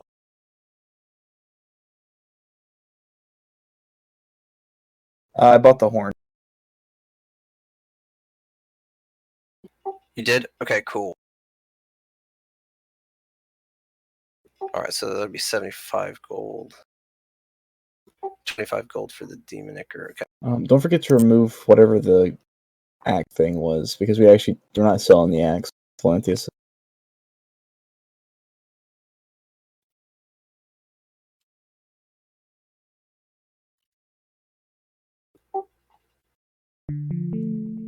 Plus 3 axe. Yeah, I'm pretty sure y'all did. It was in passing, but I mean, it would make sense.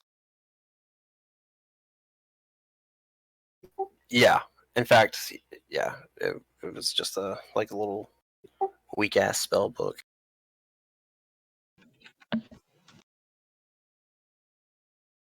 Okay. Anything else for sale?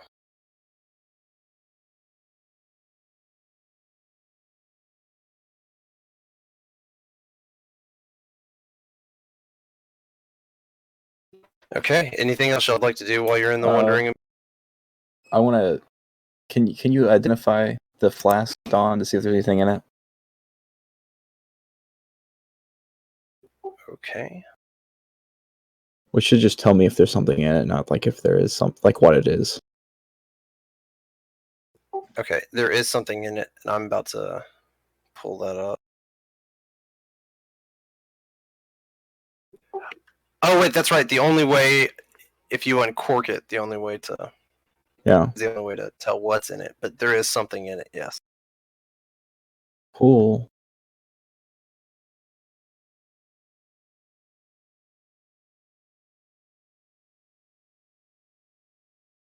Oh, that's a good idea. That's true. That's good. Yeah, that came in handy. How much was that, by the way? Jeez. I mean, Oh my how much gosh. was that scroll for the resurrection? Jesus.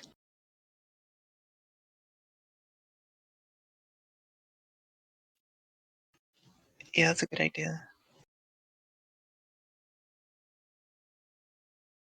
He is with you, yeah. So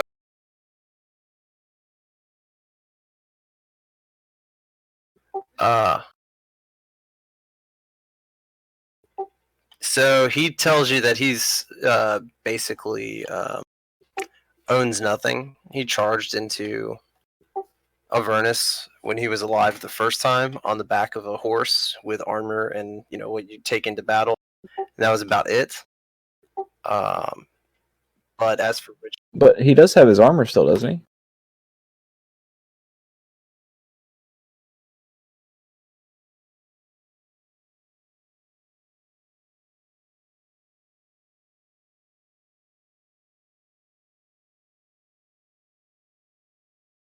he tells you he does know of a couple places. One is going to be Bell's Forge, which y'all have already. There's giants that craft magical weapons there.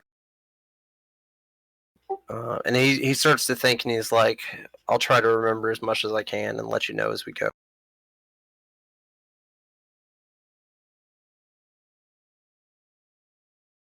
He kind of looks around, and for the first time, you see him smile. He's like, we're not really there yet.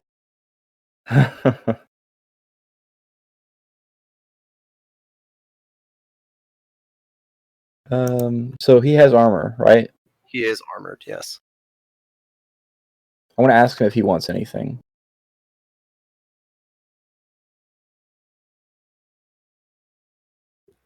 He tells you that he's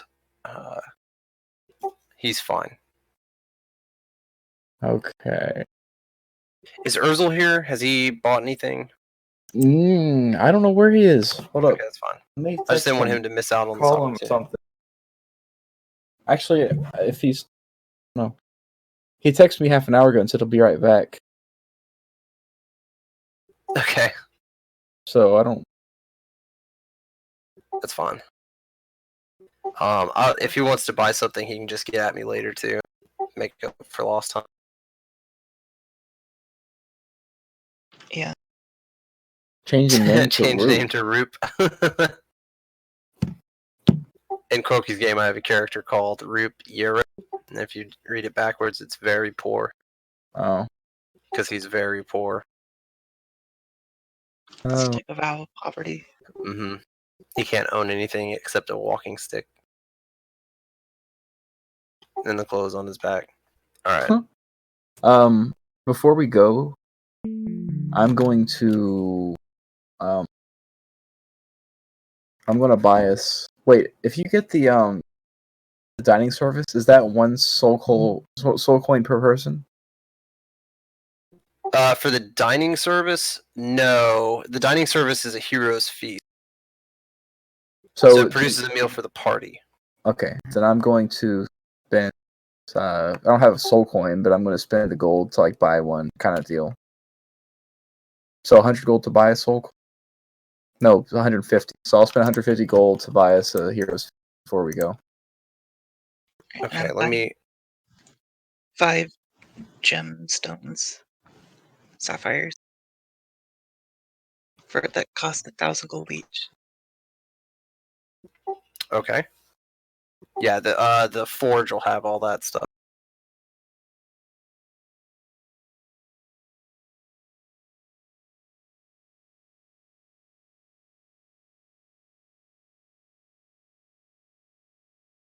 Okay, cool. So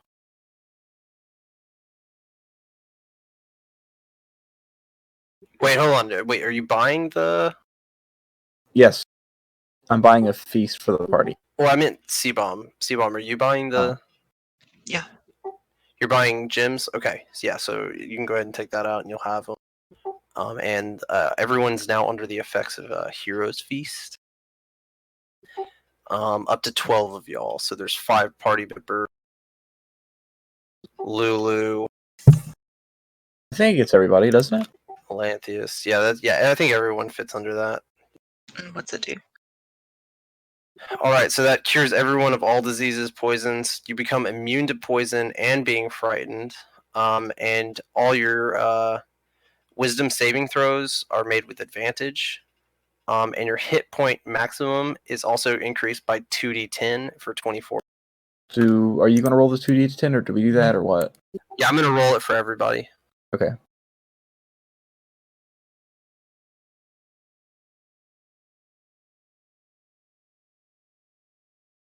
Ten. Everyone gets 10 extra maximum hit points for 24 hours. Cool.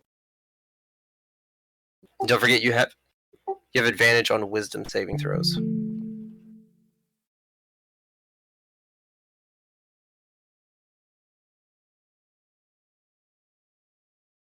Okay. Anything else y'all want to do while we're here?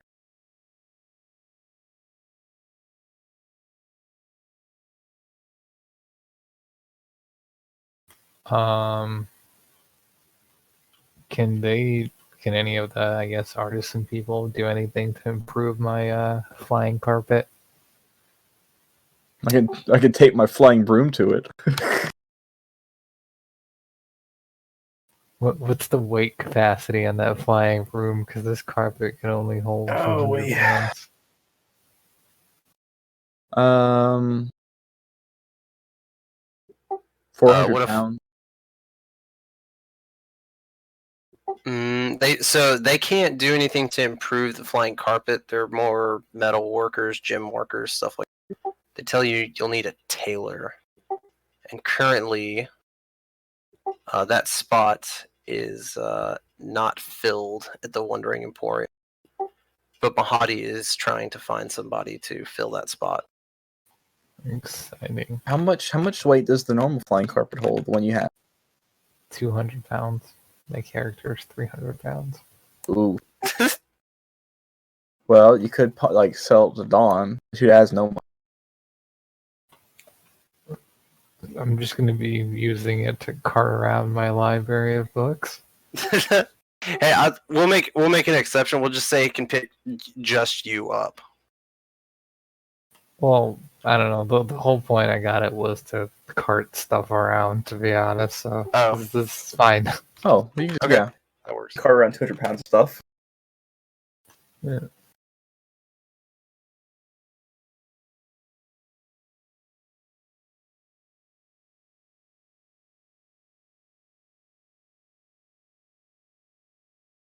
Book boy. Is he pretty boring, but you are too, so here you go. I like that. I like how Oh, Bogey didn't goody. design his character around books, and now he's like the librarian. I might not be able to read them, but I have them. There you go.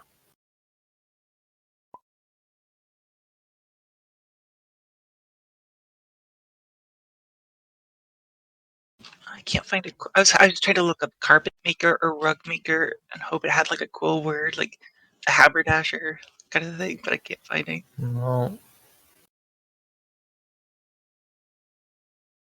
It's just grandma with a sewing kit. All right. What does the eye bonus mean? In the shop. The eye bonus. Eye bonus. Under tempting treasures. That shop. Eye bonus is one of the categories. Column. Oh, that's the. Sorry, it's just supposed to be bonus. I don't know why that. I didn't know if that was like a keyword or. No, bonus is like if it has something specific to it. Oh. Like speaking of. Yeah. Like the drift globe, it requires a command word, so the command word is lit. So the command word for that iron flask is I forgot? There's not a command word for that. The I forgot about it, that's like the text for being on sale. It does have a command word though. Oh, it does? Okay. Yep. I forgot. Okay. Cool. 2 command words. Can this guy tell me about the Orb of Dragonkind? Who's this guy? You talking about Mahadi? Yeah.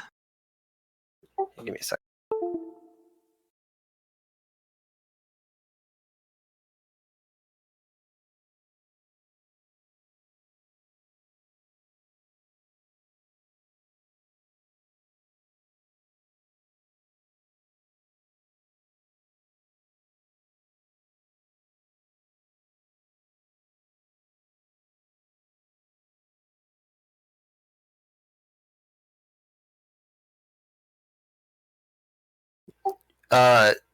This is the Orb of Dragonkind or the Oath of Dragonkind? Orb. Orb? Okay, I thought you said Oath there for a second. I was like, I do not have this in my notes. Okay, yeah, the Orb of Dragonkind, absolutely. So how do you want to present it to him? Are you just going to actually show him, or are you going to say, hey, we've heard of this object, you blah. I'm not gonna tell him I have it. I'm just gonna ask him about, like, to describe what that is. What's it? Okay. All right, cool. So he needs to do one thing before he does that.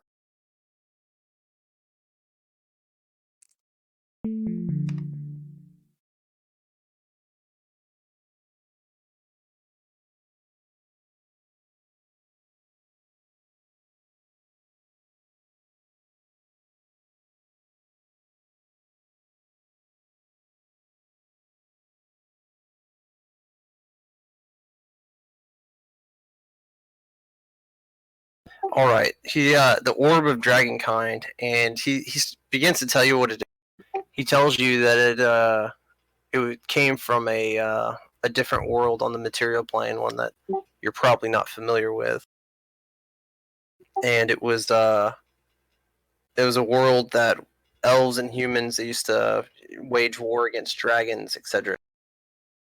Well, the wizards in that world discovered higher forms of sorcery, and they were able to forge 5 of these types. Mahadi tells you that he's unaware of where they are, but they're a treasure to be beheld. And he tells you that actually, I'm just going to give you the text for it here. Is it like in that 5e tools thing? Can I just look it up on there, or should I not do that? Yeah, no, you can. Yeah, it's on the 5e. Okay. The 5e tools, Orb of Dragonkind. In fact, I'll PM.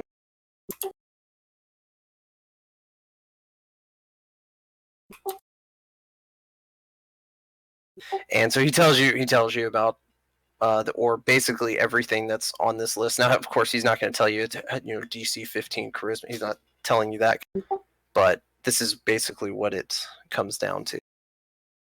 Okay.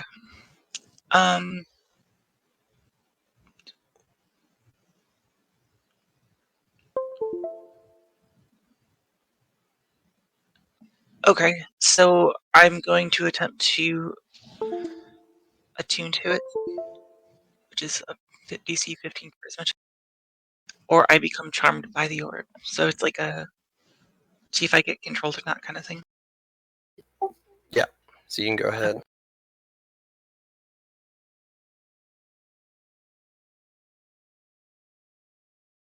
Wait, is she within 10 feet of me?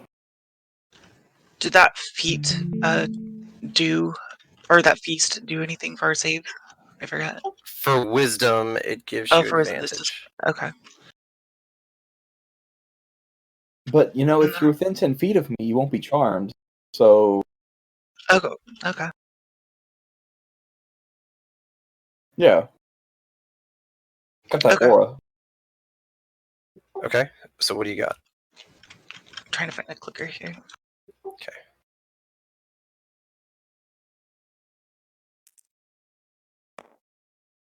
Burning a luck. All right.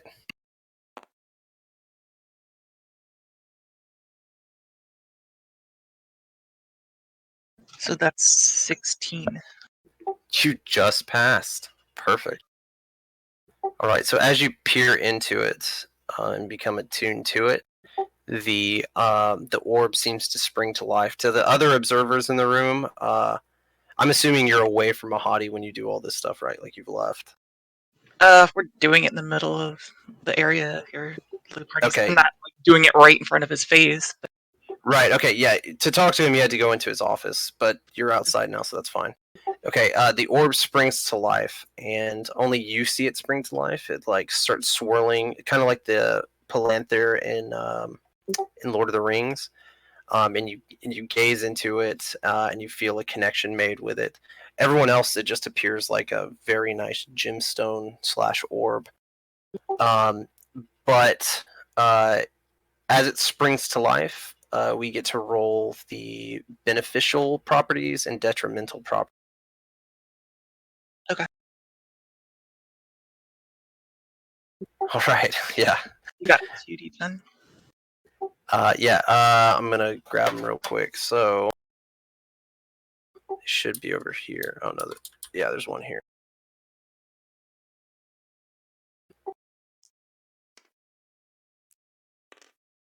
I mean, I'm a freaking animal most of the time, so it's not like. All right. I'm rolling them here in the middle of the wondering. All right. Okay, so this is the tens here, and the deep purple is the one. We'll roll your minor beneficial properties first. You get 2 of those.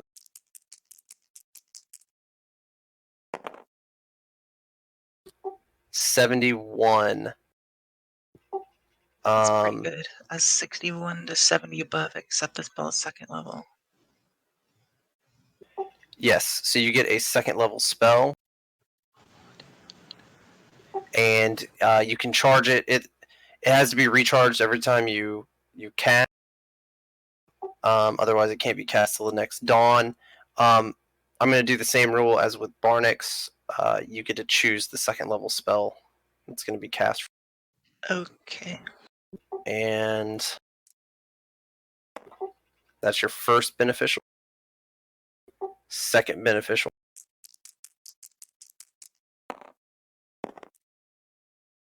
$44. While attuned to the artifact, which you are, you have resistance against 1 damage type of, it says the DM's choice. What I'm going to do is roll the damage.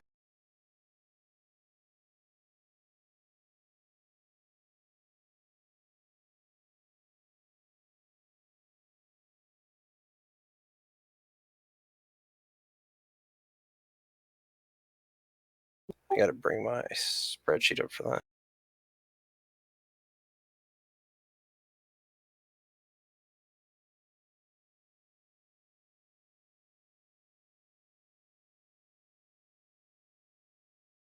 Oh, actually, you know what? No, never mind. Never mind. I know what it's gonna. I need to. I'm not gonna roll it. I'm gonna give you.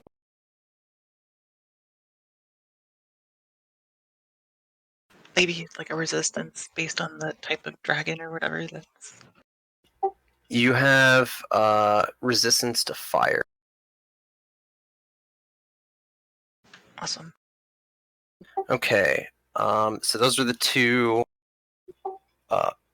minor benefits. Let's do the minor detriment.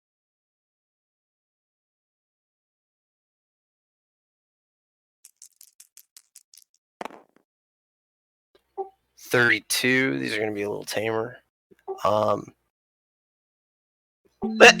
Nice. While attuned to the artifact, all holy water within 10 feet of you is destroyed. All right. Hey, you're within 10 feet of paper clips. Luminar, do you have any holy water on you? Wait, what just happened? Sorry. If she's within 10 feet of holy water, it's destroyed. Well, I did have holy water, then yes. Yeah, I had some too. So, it's apparently. You know, this isn't helping Luminar's opinion of you. So, by destroyed holy water, the water isn't like destroyed, like it just disappears. It's it just just like becomes regular unholy. water? It's just regular water now, yeah. Do we know this? You do not. Players know, your characters are unaware. So you've still got flasks of water, and you think it's holy, Yeah. but it's not. So All I right, have roll 10 flasks of regular water. the. All right, here we go. Oh, Gage said he's back. His dad was beating him. Took a minute, but Oh, jeez. A 1. All right. While you are attuned to the artifact, your body rots over the course of 4 days. I After already which did the that. rotting stops. You lose your hair by the end of day 1. Weird looking verbal. That's hilarious. Your fingertips and toe tips by the end of day 2. Lips and nose by the end of day 3. And ears by the end So of I day have like leprosy / chemo or whatever. Oh gosh. Yes. So now both All right. Barnick and Quilky have to sleep without the party. No. Regenerate spell. 7th level? Shit. That's high level spell.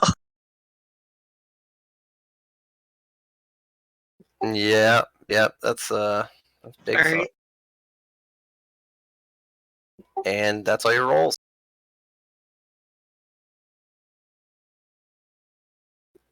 Her normal form. Exactly.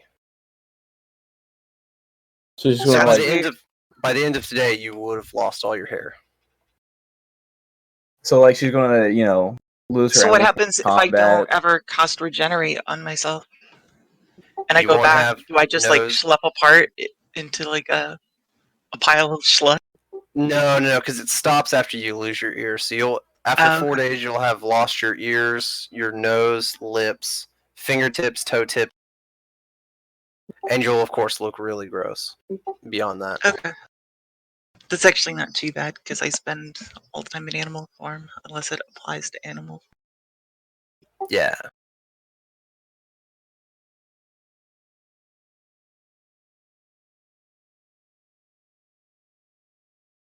Oh, that's true. Yeah, you're usually in animal form. Guess, So you're I do have a mask of Bao. I guess I'll wear that forever. Then. there you go. Okay. Do you want to buy your Alright, stuff I now, would Gage? I would like to buy a wig from Mahadi the Huddy. For Mahadi. He has wigs.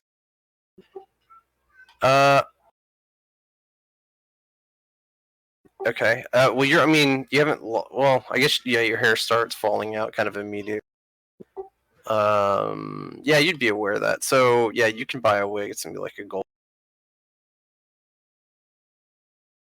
It's like a full body wig, like a Sasquatch suit because she's furbolg. That's not how Verbolg works. I mean, it is. Are they in like World covered of in hair? Warcraft. That's World of Warcraft Verbolg. What? I don't think there are furbolgs in World of Warcraft. Yeah, there are. Yeah, they're in the Verbolg you just described as a World of Warcraft Verbolg.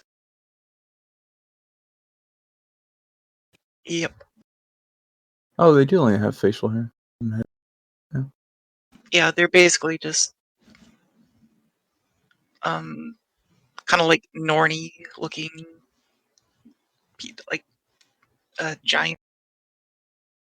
Yeah, they're Fey and Yeah. In 5th edition, they added like a Fey aspect to them, but that works. Okay. And you have Orb of Dragonkind, so don't forget you can cast spells from it. Call dragons.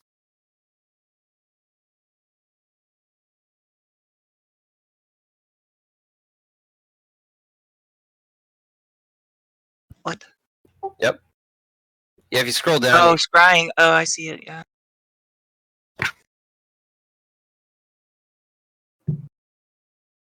Well, it costs 3 charges. She has a total of 7, so yeah. She can cast it twice. And I gotta find a 2nd level spell.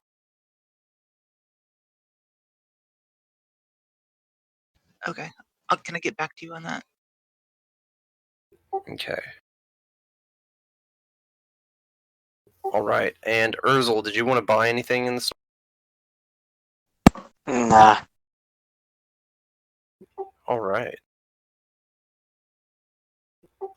Guys, don't forget to how much gold did he get? He got. I don't think he was here when 2,000. y'all distributed. I told him. 2,000. Okay. Gracias. Did we sell any stuff on the market? Forgot. We didn't do that, did we? You didn't sell the stuff you just got, like the +2 armor, +1 sword.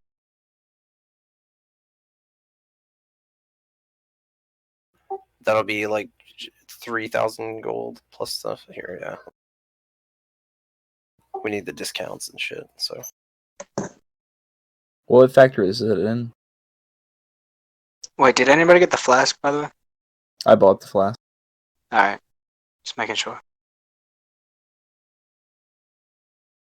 I mean, it's not going to be bad because it's going to be friendly to us for an hour. Did you guys inspect and see if there's anything in it before? There is something in it, but we don't know what. Sounds good.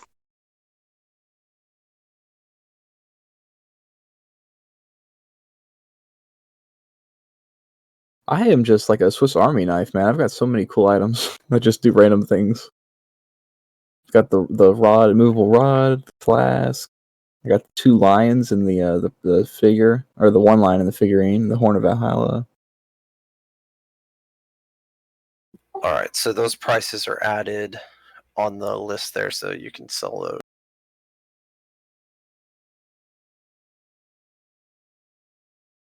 I'm gonna say I want to hold my decanter over Bogey and say stream, and just dump a gallon of water on him. Why? Because I want to show him. I want to flex. But when I was just flexing, he's also pouring cooling water off. on It's people. a very hot place, you know.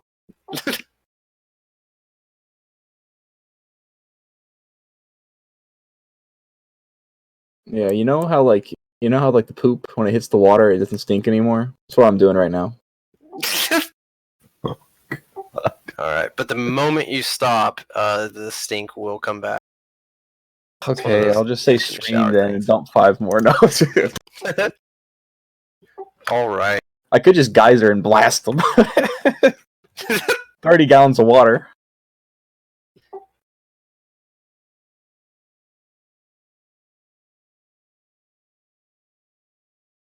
You do because you're selling. Yeah. So I've got it up in the top right. That's why those prices are there. So 5115.5 is the total.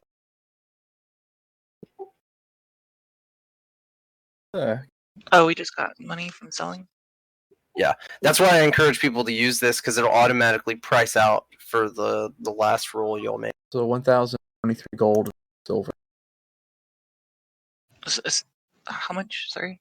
1,023 gold and then 1 silver. Okay.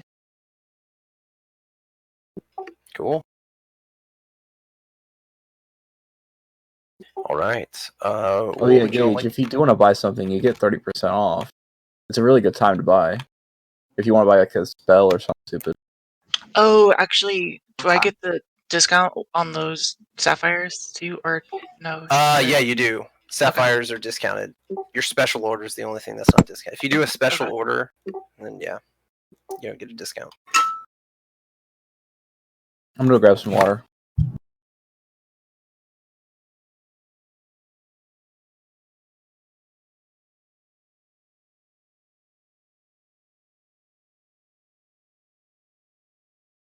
Okay. All right. So from here, y'all have a lot of options. You can try to find that flying fortress. Also, you're not too far from El Terrell on the map, which is over the river Styx at this location.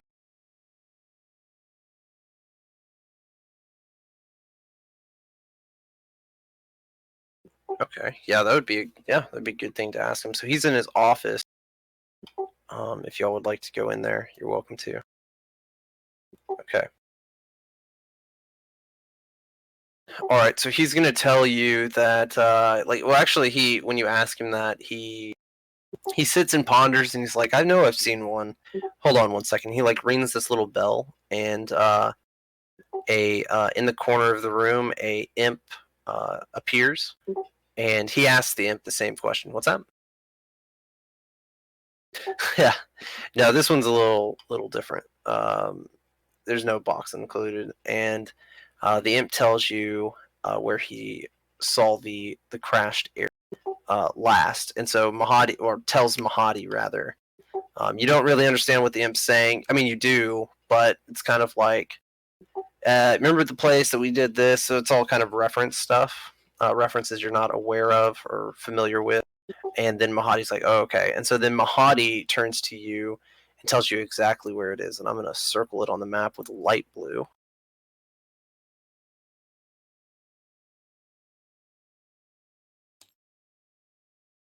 And it's right down there. So it's to the south. And you're all are up here to the north.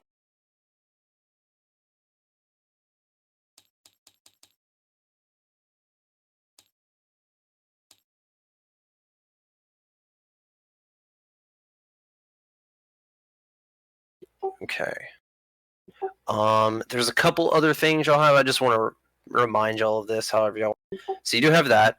El Terrell's close by in case y'all want to try to figure out anything about the companion or the solar whatever, blah blah blah. The big sun. What I miss? We're just trying to get a feel for what y'all want to do. Okay. So I'm reminding you all of some stuff. So you have the crashed. They just asked Mahadi where the crashed airship was. Oh, I wouldn't have done that. Okay. I was just thinking about that. But if we tell Mahadi, he's like the archdevil. What's her name again? I can't remember. I can never remember her name. Zariel? Zariel's the archdevil, yeah. He's like a big follower of Zariel. He's gonna get a wind of what we're like, kind of like an idea of what we're doing. Like, oh, okay, we're good then. You didn't release any other information. Before we leave, I want to buy 600 gold worth of diamonds. Okay, done. Take the discount to 30%. Spicy. Then, so you have El Terrell's kind of close by. If you want to go there, figure out anything about the companion. There's the crashed airship down here in the south, or what would be the south. Y'all, this is kind of a new thing, a new problem that y'all are facing now.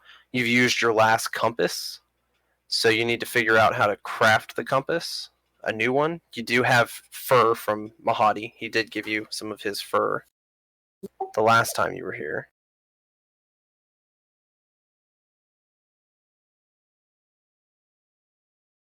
I'm trying to think what else y'all might have, and that's about it actually. Could we ask Mahadi for something to find this place again? He tells you no, but he does have a like he's giving you directions basically, so you're able to get there. So he tells you you're gonna basically head south until you run into there's a big forest with like trees, which is like right over here, and then you're gonna head until you find the river Styx to the east. You're gonna head that way, and then you'll follow the river Styx, and you'll see it across the river Styx. Are we talking about the crashed airship or the Wandering Emporium? Oh, Oh, I thought you were talking about how do we find the Wandering Emporium. No, you want to ask him about. No, sorry, the Wandering Emporium. Yeah, the Wandering Emporium. Oh. He tells you that he could, but it would be at a price. How much? He sits there and ponders, and he says, I'll give you a pretty good deal. If it's a soul, I don't want it. Oh. And he kind of just stops and is like, and then you can't afford it.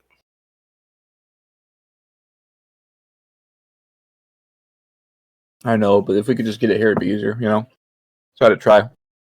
Can I pull my nose off and chuck it at him? Ew. No, not yet. That doesn't happen until day 3. Kind of stuff, all right? Say what? That doesn't happen until day 3, but okay. Yeah, so he doesn't. If you don't want to offer a soul, he has no way for you to find them. I have soul coins. You want one of these? No, he says it needs to be one of y'all's souls. Why? Y'all tend to be a little more of the valuable kind. That's just how Mahadi do.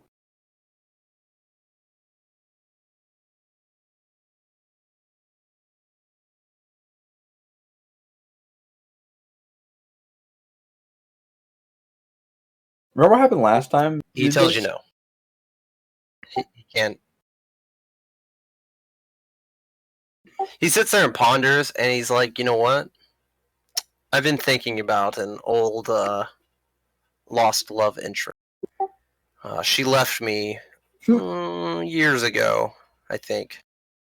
You know how time is. And then he says, if you can convince her to return to me, I'll craft you one of those. Craft a what? The attune item thing? No, this is a company. Would it be 3 uses like the other one? It'll be 3 uses like the other one, yes. Oh, might as well just go buy one from Red Roof. Oh yeah, we also have to pay her a little bit, but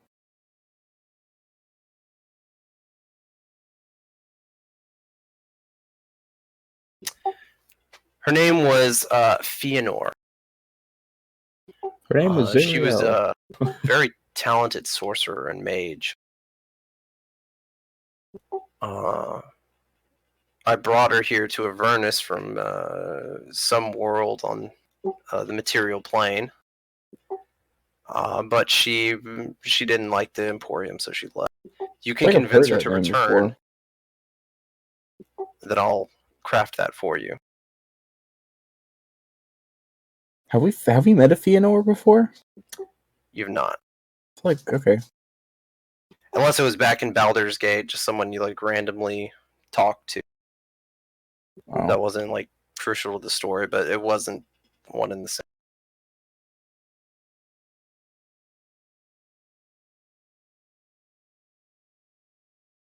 Okay, well, we'll be on the look for her. Okay. He tells you she Any has question? she's human. She has Okay. porcelain-like skin. A very dead gaze. You could probably mistake her for an undead pretty quickly. She last he heard, she was hanging out with a warlord named. Let me pull this up.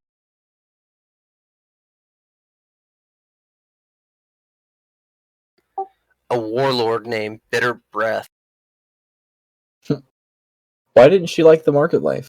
You mean, it doesn't seem that bad. True. Bitter Breath, but yes. She grows bored of things pretty quickly. Okay. It's not like the most interesting market in the world, but.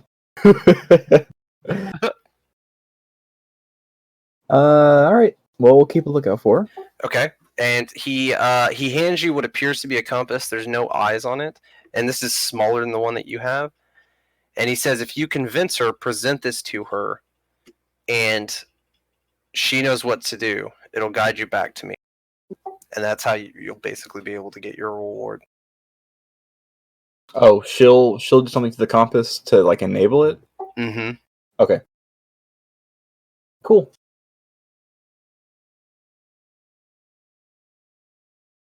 Well, what do you guys want to do now? Because I guess we'll go for the airship, right? Yeah.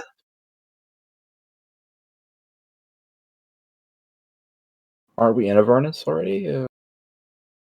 Oh. Why Eltero? Oh, right. It's the sun like flying above. Okay.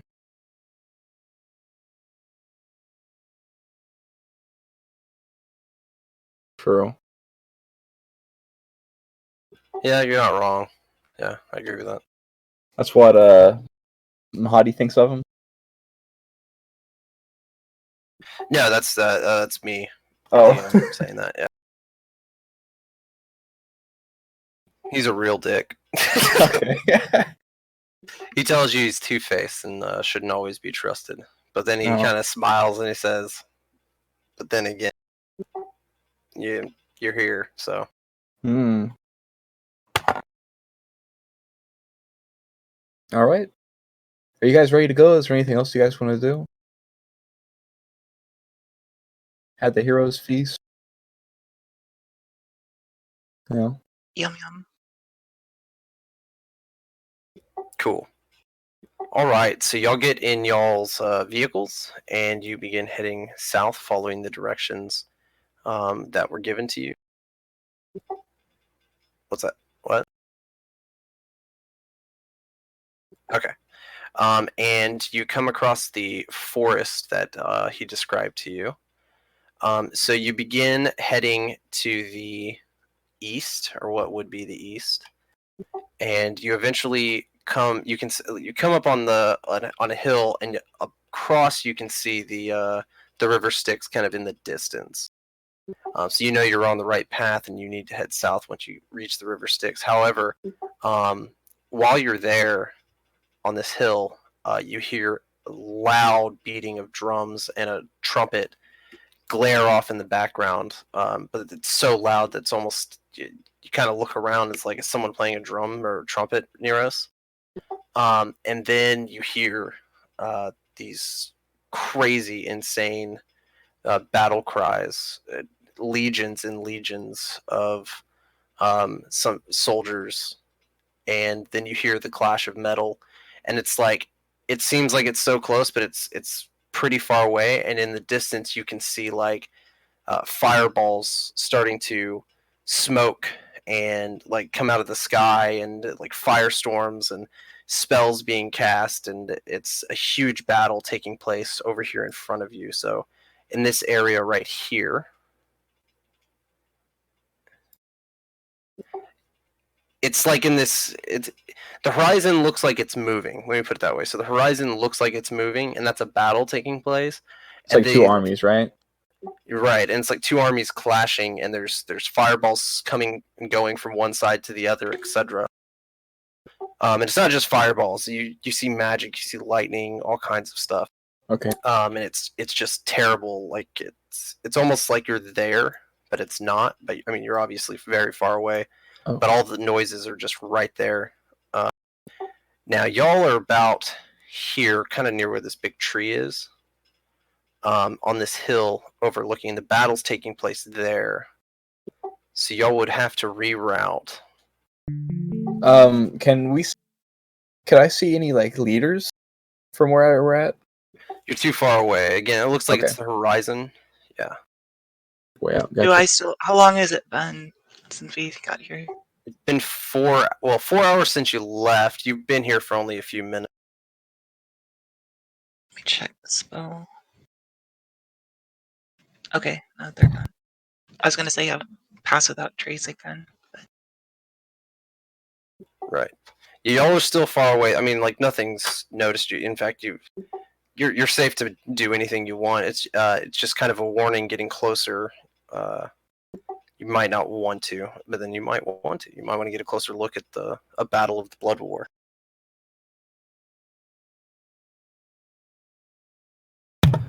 You can see El Terrell off in the distance. It looks like it's taking place on the shore of the river Styx there, but it's still a good distance. So this map isn't to scale. It was something I've emphasized earlier.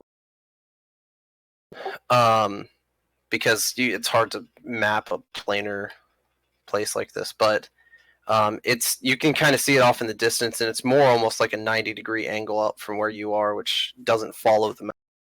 It's close enough.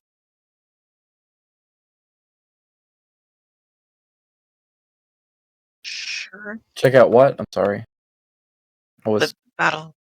The battle? How much do you weigh, Don?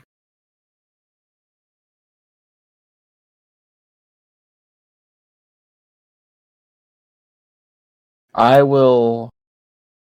gonna lend you my broomstick if you want to check it out. Or you could hop onto Bogey's carpet, but I don't know if he wants to get singed. Yeah. Yeah. Okay.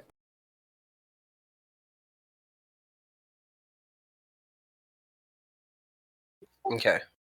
How much did you say you weigh again? I'm sorry. Exact? I think you get. Okay, yeah, you're good. You get 50 movement speed. So I don't know if that matters. Flying. What? For what? Throw up? Yeah. No, it just says if you're over 200. So I guess if you're 200, you're good. I conjure up some fight milk. If you're still over 200, you can still fly. It's just 30 feet. Nice. Okay, cool. All right, so yeah, you start going, and as you're going for the first like 30 minutes, it doesn't look like you're getting any closer to it. But then eventually you're right on top of it, and you don't even know how that happened.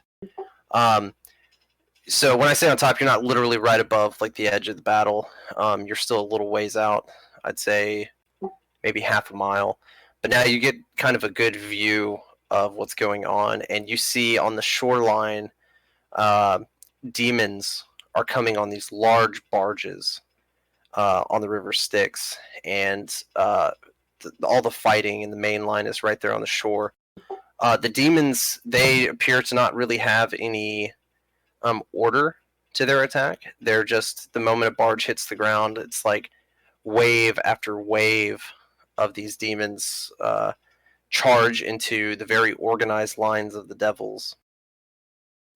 The devils look like they're making incredible strategic movements, something that you've never seen.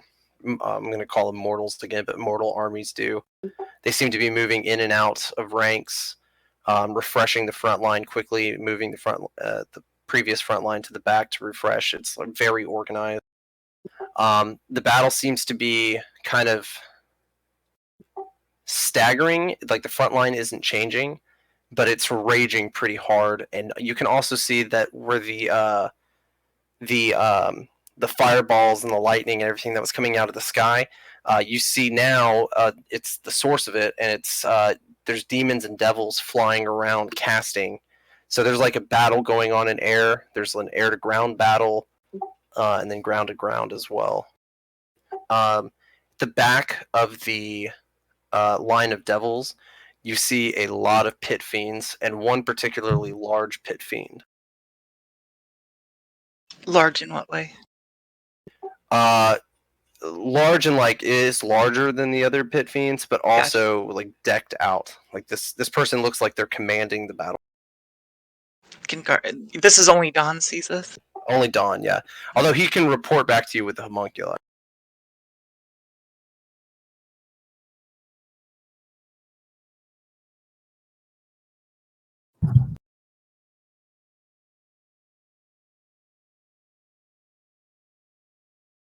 Yeah, it's the blood. It's the blood war. It's the blood war. It's a never-ending war across the plains. It's not gonna.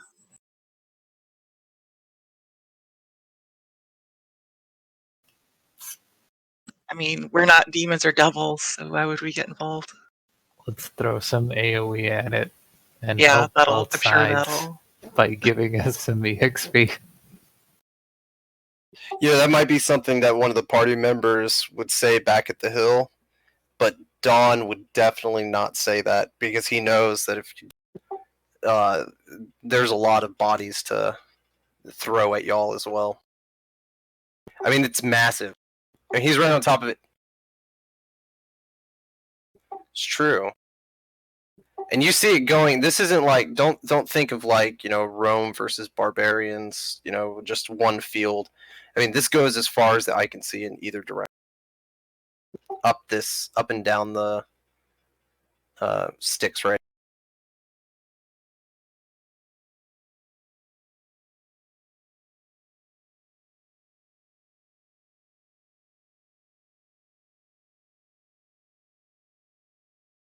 I'm diametrically opposed to being involved in that. I say we leave it alone. It's not our business. All right.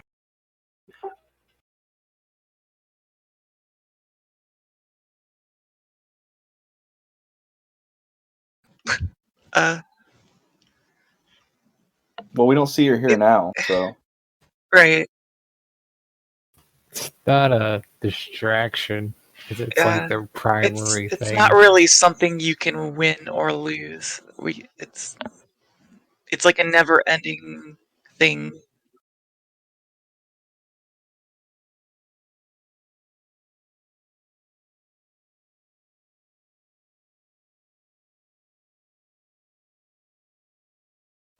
And I think our best bet is to get Belle to help us find a distraction for that.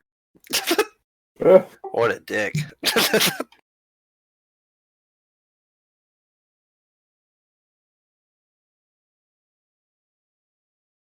Okay. As you're having this long distance conversation, somehow it'll happen. You also notice on the other side of the River Styx, there are legions of devils lined up there in anticipation for potentially another attack on the other side. You also notice something flying up the coast down on this side. Can you see where I'm pointing? Where this blue dot is? Well, you were at the other blue dot. This blue dot, you had when you were over here, you had Gargoth fly up to see if you could find a flying The fortress. thing with the sentient coronavirus over here. Yes, that's it. You see along this shore, probably right about in this area, you see a flying fortress positioning itself, and this is massive. Again, you can reference the picture in Discord, but it positions itself in the back to the center of the legions that are on the opposing shore.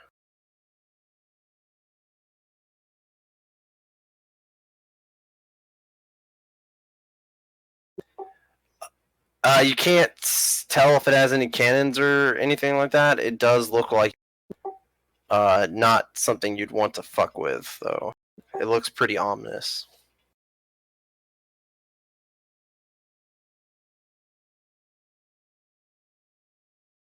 okay. Yeah, not a problem. Put it on the to-do list. I will take my broomstick back. By the way, making sure I definitely get that back. Yeah, I haven't had a chance to try it out yet, so. Oh, I was just gonna dump water from my decanter all over it, kind of shake it off. You need to check for dings and scratches. I know. Well, it's a broom, so who really cares? But, yeah. Pristine paladin, obviously. Come on. That's why I'm washing it. Take the stink off.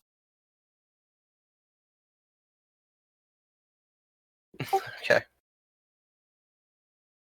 Okay, so are we gonna? I guess we'll go around, kind of like around this way, around Blake. Can we just Okay. fly over it? I mean, oh, we got our war vehicles, right? Oh yeah, we do have. We can't fly with them. Nah, Where's the Borderlands 3 floaty hover wheel upgrade? I want to try something out. I want to dump water, use the decanter and say stream, and dump a gallon of water on the Icar and see what happens. Okay, you said scream? Stream, which is a gallon of water.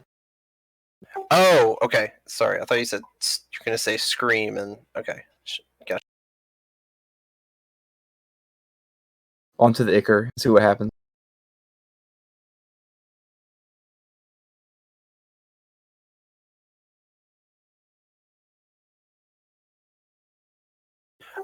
Yeah. So when you pour the water onto the Icar, nothing appears to really happen. Although it is stays because the Icar's a lot more dense and tar-like, so it kind of just plops on top, and that's about it. Okay. Then yeah, let's keep going with vehicles. I'm actually going to get on the broom and fly above us, so that way I can see what's coming up. In all these travels that we're doing, do we get like rests at all, or no? You do get rests once a day has been spent, which a day has not been spent yet.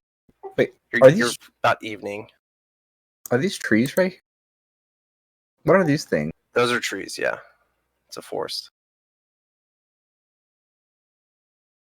No. Red Ruth was and like Red Ruth wasn't really a forest. It was more like tangled Bone trees. bone. Yeah, but there weren't like leaves or anything like that. No. Okay. So let's keep on trucking, yeah? Cool. All right, and you have another encounter. This one is more or less just something to think about. You come across legions that are like marching. Now, there's big enough gaps between each legion for you to sneak on by, if that's what you want to do. But you notice that as you're walking over this hill and you see them marching towards this battle that you previously witnessed, there is a large tower. It doesn't look like it has any openings, and from a balcony at the top, again, there's no openings, just like this one balcony sticking out over this black tower. There's a human, and he seems to be talking. You can actually hear him as if he was standing right next to you.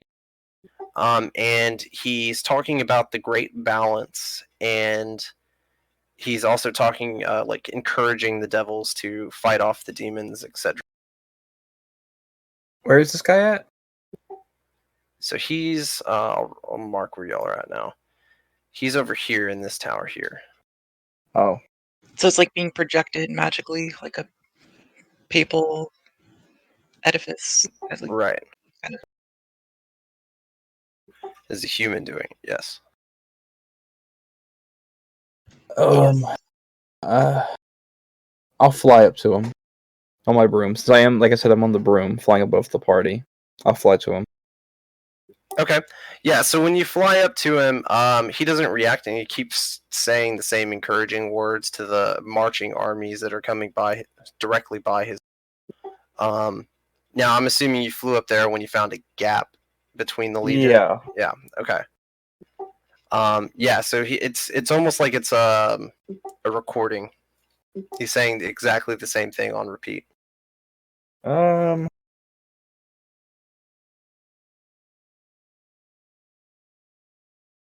Does he look, now that I'm closer to him, does he still look human?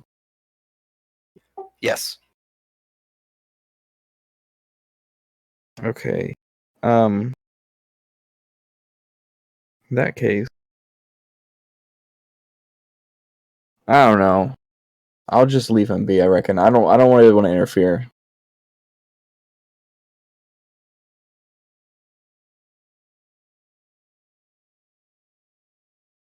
Yeah, but there's something in it already. Plus, why would I just trap? Yeah, it seems like great paladin fun. Human traffic. I mean, if it's not directed at us and all these legions hear this, if you mess with that to try to stop it, then That's they'll know true. something's up. And you're just going to alert all these people to your presence. Yep.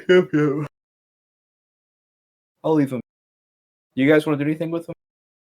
Nope. I think we should just leave him. Alright, yeah. Moving. Okay, so as you get back to the party, another legion comes by, and it gets to the point where it's like tail end, and you can start thinking about crossing now. Yeah. Head on. Okay, perfect. All right, eventually you get to the River Styx, and in the distance you can see a crashed flying fortress. It looks like it's been split in two, so it's not like it is on this map here, where it's just like sticking out of the ground. It looks like they're tall and they're kind of top heavy, so it looks like it hit the ground, and the very top layer looks like it landed right side up. So like it kind of broke off and landed ahead of the rest of the body, and the rest of the body is laying over on its side on the ground in like almost complete ruins. Like it's just sharded metal basically, but there's one intact part, which is like this very top layer. If you just like cutting the head, that's across the stick, so you still need to cross. which you're able to easily find one of the denizens of the stick. 1 soul coin to cross.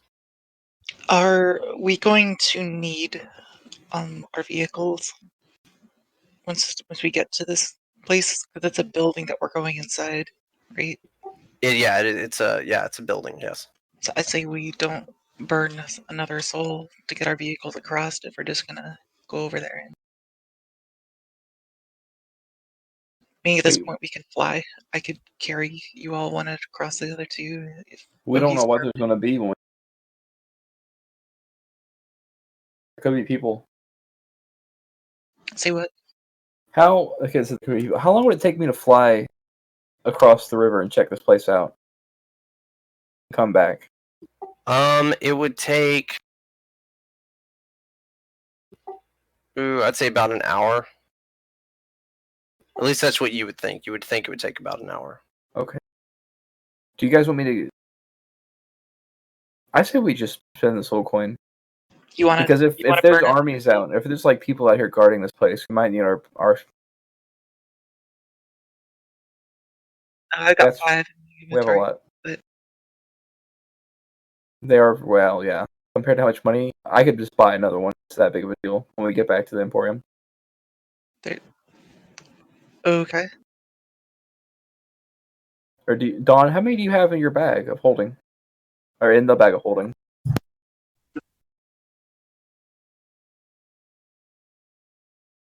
Why? You shouldn't have that many on you. Anyways, Okay, hold on. Oh, come on. I thought they were all put in the... I thought they were too.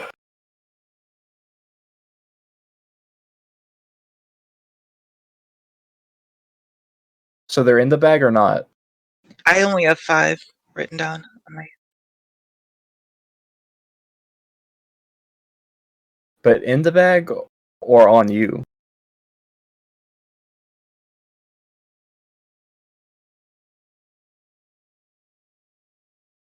Okay. Alright, what's your con modifier? Yeah. Okay, you have disadvantage on attack rolls. Yeah, there you go. That's about it. I'm supposed to keep coins on you. Yeah, I wish I would have known. I assumed every time y'all got soul coins, you just threw them in the bag. But, yeah, so if you hold more than your con modifier in soul coins that aren't in the bag, like on your body, you get disadvantage on attack rolls. Oh, ability checks and saving throws. Yeah, so basically everything you roll at D24. Sure. Although, I was really more or less trying to think of not killing another soul just for the convenience of when we can just fly across. But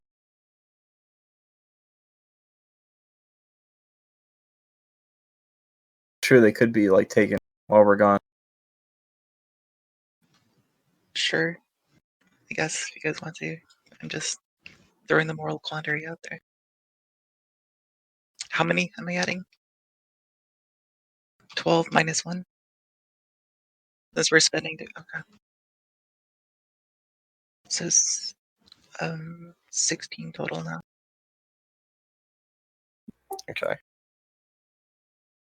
The Marinoloth takes the coin, drops it into the loop.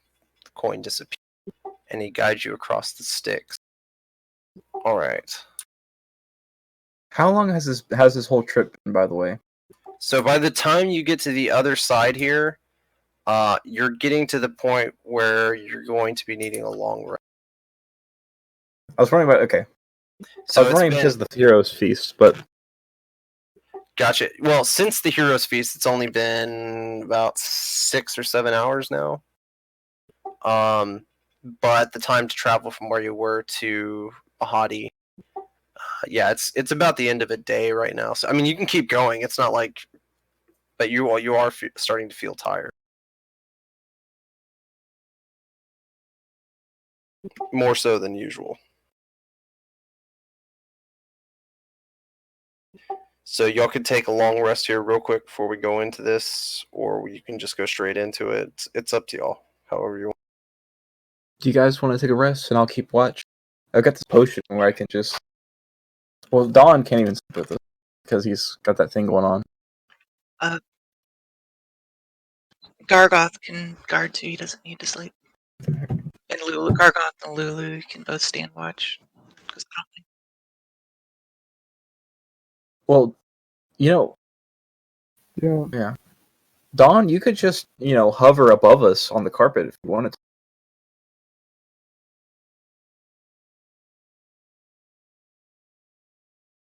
Go.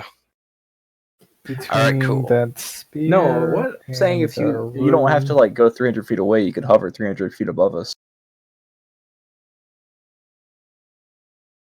Yeah, you can just roll over in your sleep off the carpet and die, but Yeah, I guess I'll clear out my bookshelf and you can just cover he's above gotta clear us. his books every single night. That stink don't wash off, man. It's a carpet. I mean, it probably already stinks. Better fucking breeze my carpet, damn it. I can rinse it off, make it nice and soaking wet for the books. That's the Seinfeld episode with the BO car. Oh god.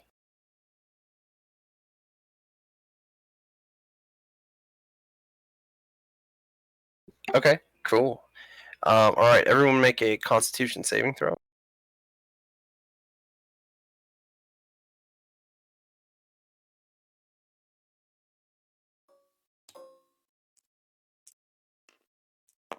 Oh, I think I beat it still. I got a 10.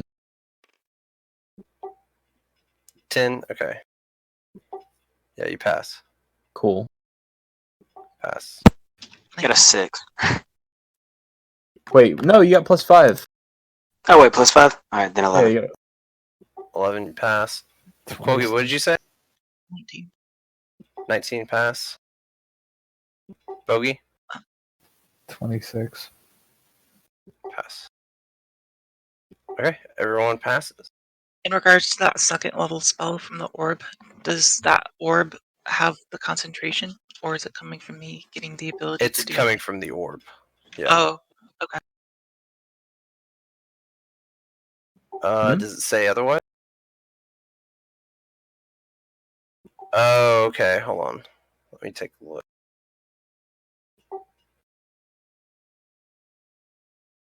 Also, can you unattune stuff and then reattune it and then just keep rolling on that on those charts?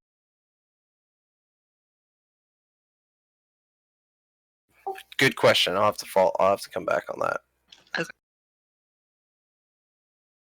Mechanically, I think it's possible, but I gotta justify it. You know what I mean? So, Oh, we can't save scum until we get the rules we want. right.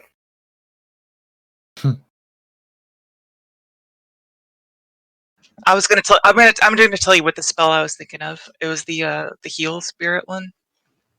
It's a second level druid spell. Well, I mean, I know it doesn't have to be druid, but it's just like a spirit that literally people walk through it and they get healed. Kind of. Actually, follow up. If it's coming from the orb and not me, does that benefit from life domain, or does it not? It wouldn't. So I'm gonna say it's gonna have to come from you. So the Okay. concentration will be you because it's as if you cast the spell. Okay. All right.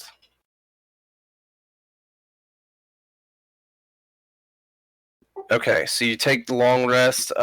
You replenish all of your health, including the extra 10 HP that y'all all got from Heroes Feast, because you're still under those. Okay, and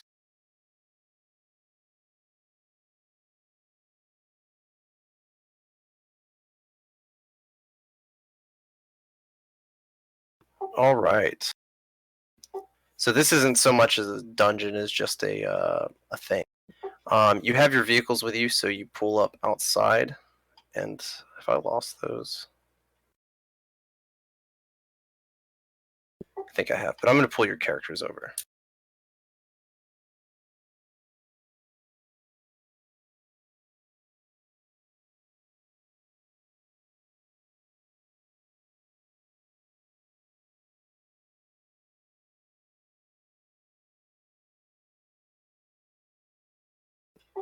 By characters, I mean like Quokey Zoo and then y'all as well.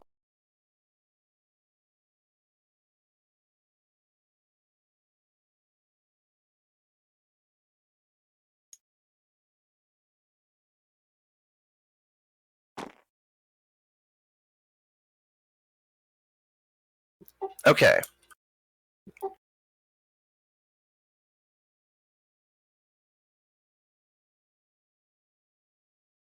All right. So, you arrive at this this wrecked flying fortress. As you get close to it, you notice that everything I already described. Most of this flying fortress is in shambles. Just basically metal shards laying down on the ground. But it looks like the top part has broken off and is laying. I say laying. It's on top of the ground. It stands probably about 20 feet above you as you approach this this edge that's open here. The other sides seem to be pretty solid if you walk all the way around. To get up, you'll need to make a strength or dexterity saving throw, acrobatics, or I'm gonna athletic. fly with Or Barney you can just fly, yeah. Do you mean like a check? Check, yeah. It'd be acrobatics or athletics to climb up, but if you can fly, you might as well just, fly. And if we're not immediately in combat, I'll fly back down and get a Dawn. not done. I already got done. A token. Okay. I'll fly up there and I'll send my broom back down. Get or call it back Okay. once he's on. All right. And I need to explain one more thing. Circling the main body of this in the sky, at a distance appear to be vultures, but as you got closer, they look like winged demons or devils or something like that. It looks like non-human. They look fiendish. Yeah, put it that way. They're fiendish. Yeah, not necessarily where you are, because this is like broken off and a little to the distance of the main body. Because again, this is like the top part of the flying. But the body of the flying fortress, it seems that there's like black fiends flying in the sky above it, circling.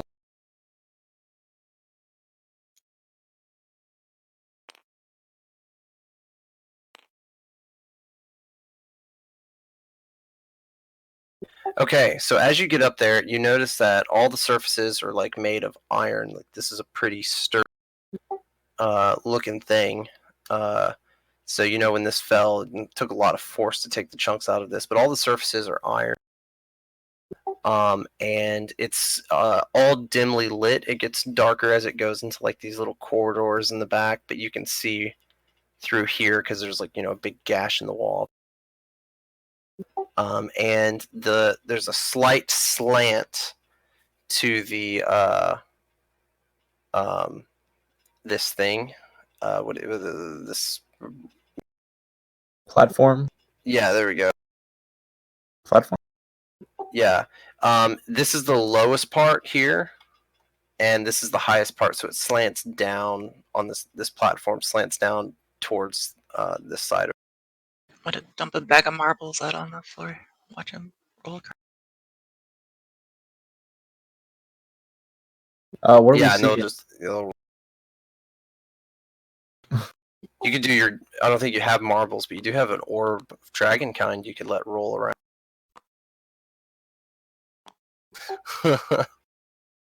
All right. So as you get up here, you see sparks raining down from gashes in the ceiling of what used to be what appears to be like a bridge, like of a ship, not of like a crossing.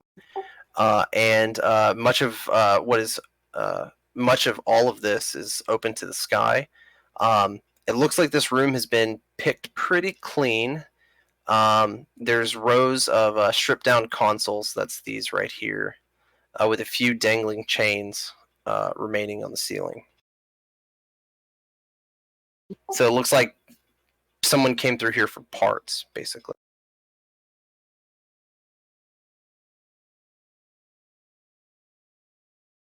Yeah, as of right now, you see what's in the room. Yeah.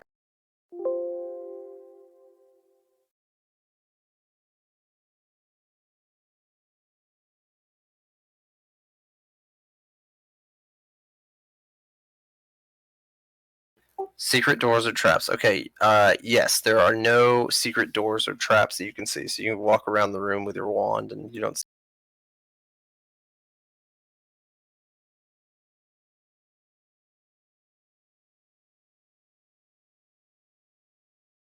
I'm gonna just go through sniffing. Okay, are you Just smelling things for that- anything in particular or just something that smells off? anything particular that's gonna lead us to what we are looking for, Okay. which I'm is just looking for metal those rods. those silver orbs or platinum rods. Yeah. Platinum, okay. Yeah, adamantium. The Okay, yeah, so let's position your characters where you kind of want to go and where you're heading and shit like that. Like, I mean, y'all are you staying here on the side sniffing, or are you gonna start walking in what directions? You can use your pointer too to show me. I'm assuming I'm not going by myself, but like if we're going as a party, then Okay, go ahead and roll a perception, and this will count as a smell since you're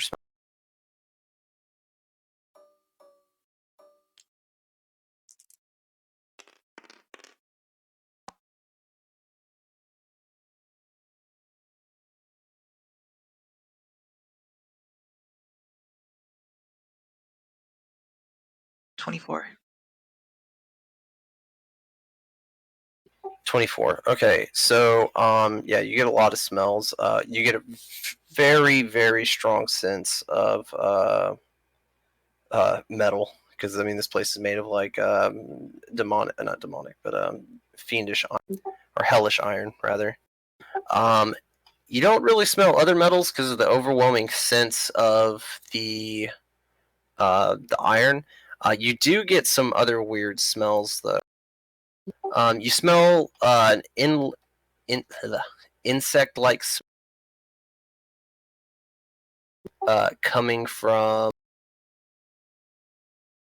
this direction, like down this hallway here. It's not really a hallway, but it's like an opening into another room. You also get a strong sense of smell, insect smell, from. Hold on, I gotta.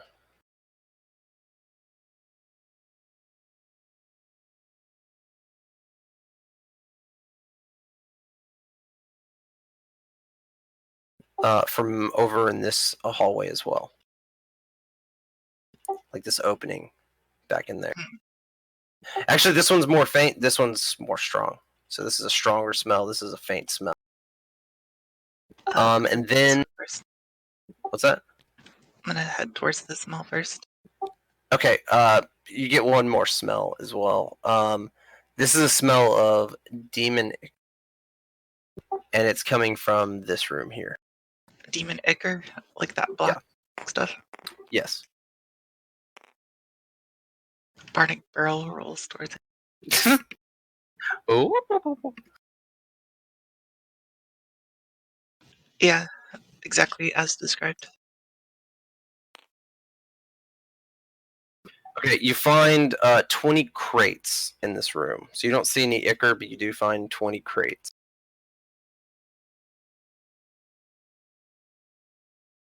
Okay, in the crates, each crate holds 20 vials of what appear to be demon.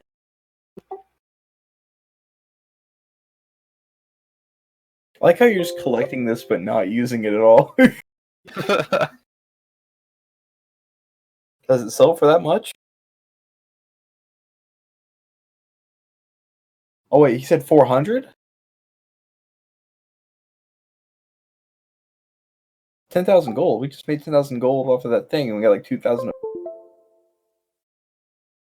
It's not Yeah, like and this all you had to do is pick up some crates. how much do they weigh though. How much do these weigh, though? Good question. Okay.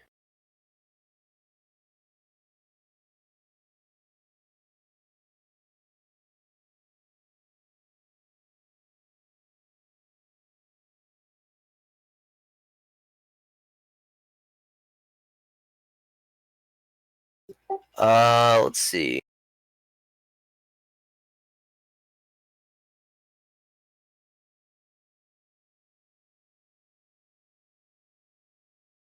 Well, the vial of holding only holds so much. So we'll say it weighs a total of, it'll be a pound per vial, so 400 pounds.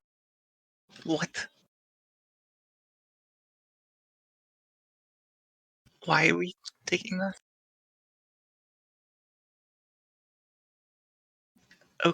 Okay. To who? What's it actually do?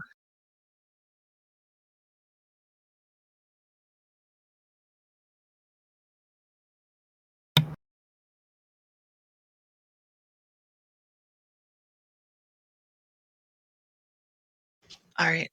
Is it possible to even store that much in in this saddlebag? In the saddlebag, no. You could probably put them in your machines, though.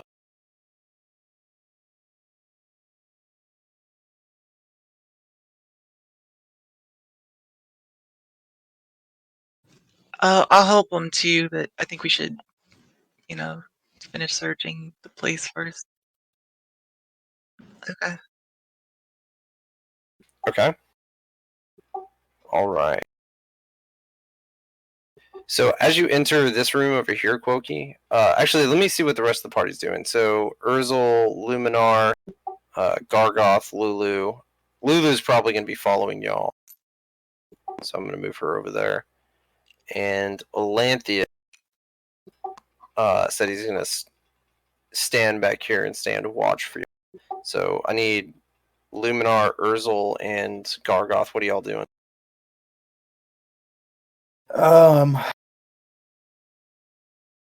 I would just be exploring, trying to. I'm going to say Luminar is going to go over. Okay. And just look around and see what.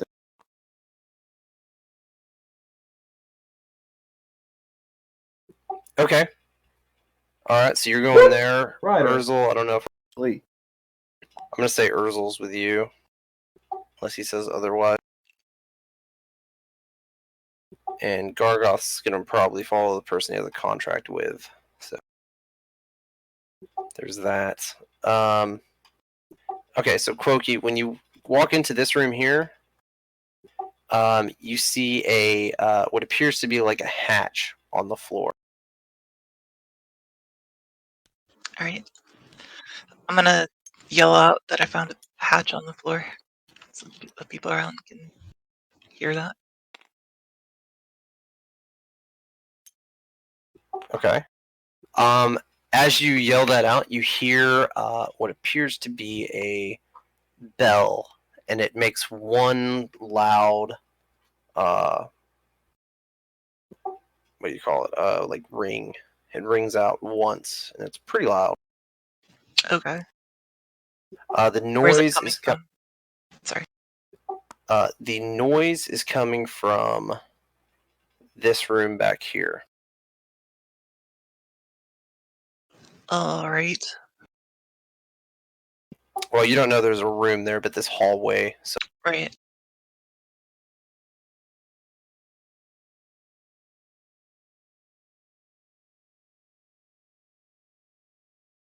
as she yells that out, Luminar and Urzel, you peek into this room. You hear her yell it out, and as your eyes are focusing on the dim light in here, you notice that there's a large metal console that looks to be stripped down, and there's rusty pipes running from floor to ceiling.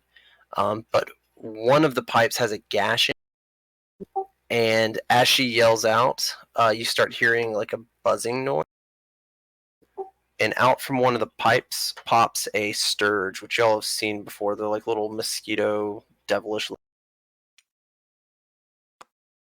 Oh yeah, they were at the hill with the iron tree. Yeah.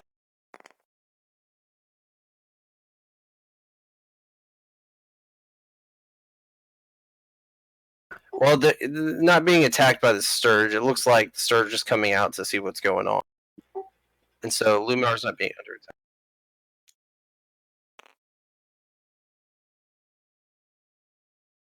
Luminar, are you there? What? Okay. Did you hear anything I just said, or? Yeah, you said a sturge came out of the pipe.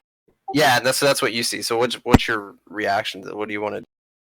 I thought, wait, Isn't Quokey like right in front of it? No, you are. Oh, I am. Yeah, so The Quokey sturge is... see us? Oh, okay. I'm a little retarded, so you gotta take your time with me. But I guess I will rush it and take 2 attacks if I can do that. Okay, yeah, attack twice. Go ahead and I need do a your... roller bar.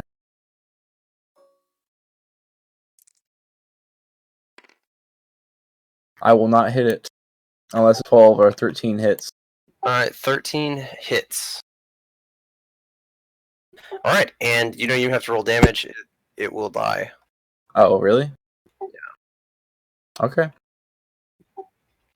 I'm going to I'm gonna pick up. I was going to take the sturgeon and plug the pipe with it, but okay. So, as you're swinging at that, 3 more pop out of the same pipe. Both of y'all can start swatting at these. You don't have to go into combat for it.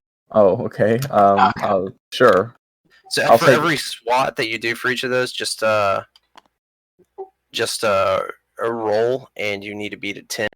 I'll make use. I can take 2 attacks. So I'll attack this one and this one. Okay. Do I get 2 Basically, attacks? you're getting the idea that this is a nest. There's a nest in there. Well, it's a natural 1, and then a 21. So that one of them hits. Okay, so one's gonna miss. The one that's a natural 1, you actually end up hitting one of the pipes, and it sends a large vibrating noise throughout the like I got a nat 20. Nat 20. Okay, yeah, it's dead. I'm gonna say I hit this one, but missed this. Okay, and the one that you hit with a nat 20, your masterful use of your fists, you end up killing it instantly. But as you like strike it with your open palm or punch or whatever, you shove it back into the hole, and it kind of like gets stuck there, and it's like limp. It's hot. At the same time, the one that Luminar killed here, before it hits the ground, you end up catching it and you stuff it in there as well. You can still hear buzzing coming from inside there, but it's the hole seems to be plugged with the bodies of sturges. There's only 1 pipe. All right, no, there's 3 pipes. They're coming out of 1 pipe, which is this one here that they're on. Okay. And then, do I need to go ahead and attack this thing again, or is it I'm gonna say it's gonna end up dying anyway. Okay. So it's dead. Just that nat 1. I just want to see if a nat 1 would be rolled or not. I'm going to It's only this pipe that's buzzing. Yes. To make sure that the bodies don't get dislodged for the time being, I'm going to place my immovable rod in front of it. Ooh, So that way very they nice. couldn't. It can't That be way they pushed out. couldn't leave. Well, even if they Cool. could get out of the way, so the bodies could get out of the way, they still couldn't get past the rod. Hopefully. Do you still have that barrel? I do. Just I put could the just- barrel on top of it. Okay. Yeah. Yeah. Wait, are these pointing upwards, or are they coming to? They're going from floor to ceiling. They're going from Oh. floor to ceiling. Then Yeah, yeah, so it's I'll like just- a hole in the pipe that they're coming out I'll of. just use my barrel then. That's actually a better idea. And I'll Okay. I'll open up the top and pour water in it with my decanter until it's full. And then I'll pee in it. In the full barrel. Yeah. A little extra. Okay. All right, so that's successfully plugged. We'll say that's successfully plugged. And let's go over to Toga and Quokey. So you've just heard the bell. You've heard a commotion in this other room over here, and vicious swatting. And then you hear that vibrating noise go into the underbelly of this platform. When I heard the bell, I summoned like some minions. I assume there's some kind of intelligence based on whatever that. Okay. All right. Cool. Bogey, anything you want to do? I'm gonna go in the room where Barnick's at. Okay. Hey, that's about it.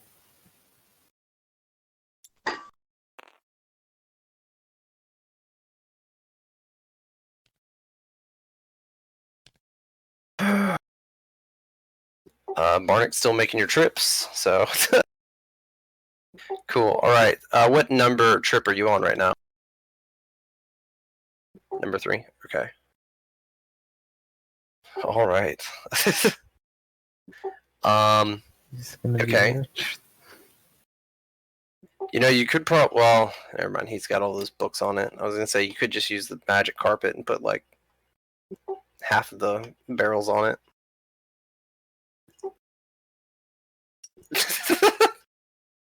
Fair enough. Yeah.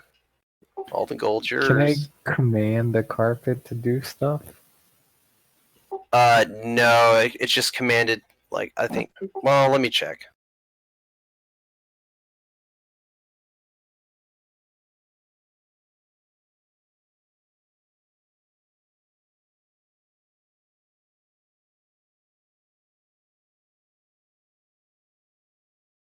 The only thing you commanded to do is move in the direction that you verbally commanded to move. So you can't like give it complex orders or anything like that. It's just directional, up, down. And I have to be within 30 feet of it. Lame. Yep. I guess I'll load some barrels with Bitcore. Well, they're crates. They're crates. Yeah, I said Crates? barrels, but it's crates. I'll load some crates of Bitcore on my carpet and just like, Barnick, where are you putting all the stuff?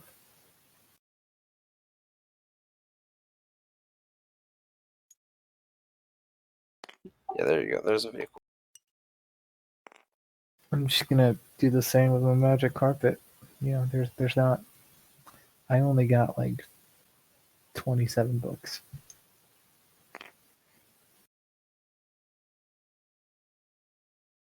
All right, Quokey, what would you like to do while they're doing that, and Barnick and Luminar and Urzel are taking care of their insect I'm gonna head infestation? down towards the This is, location of the noise. This is In Okay. tow gonna- with In tow with your whole crew. This Bitcore is gonna buy a lot of books and a lot of diamonds. All right. Do you have dark vision? yes. Okay. So you're able to see in this room right here is a large bell. It looks like it's painted black. Painted black, you said? Yeah, it's painted black. And that's about it. There's no other, like, you can't tell if someone rung the bell or what. It does look to be, it's like hanging from a bar, and it does look to be like it's off. Off what? Off kilter. It looks like it's not square with the room, because again, this is the lower part of the. There's a slant on this platform basically, and you're on the. It does look like it's somehow trying to correct itself. It looks like it's trying to get square with the room, but it's just not able to do it. So like it'll shiver trying to shift back into a 90-degree angle from the. How large is this bow? It's about a medium creature size, so it's roughly your size. Like, can I move it? Can I, i.e., pick it up, or is it not a? Yeah, you could. Hold on, let me just make sure. Yeah, you could pick it up, and well, I mean, not for long periods of time, but yes, you could pick it up. Right. Could I turn into I turn into like an elephant or something that could literally. Yes, you could. You might have trouble getting out of the room. I could drag it out as a raptor and then. Oh, and then from there, yeah. Yeah. Yeah, you could easily do something like that. Is that what you want to do? Yes. Okay. All right. So you go to reach for the bell, and it doesn't seem to want to move from the location it's at. It doesn't want to move. Well, Self-correcting. that was a wrong. It's Are you not applying this self-aware. spell as It's not self-aware? sentient. Okay. No, it's not a sentient bell. It looks like it's being held in place magically, and it just seems like something's off with it. Other than its angle, it looks like it's trying to correct itself, but you can't even change it trying to correct itself. It just looks like All right. something's. I'm gonna send Gargoth to get a summon Toga Bear over here to do some dispelling. Gargoth's gonna let Toga Bear know about this magically held bell. Oh boy.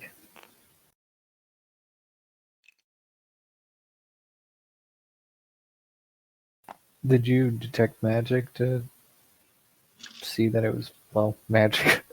Yeah, let's say I did. If not, I'll do it now. I detect magic. Okay, yeah, you need to say that. Okay. What's the All right. glowy?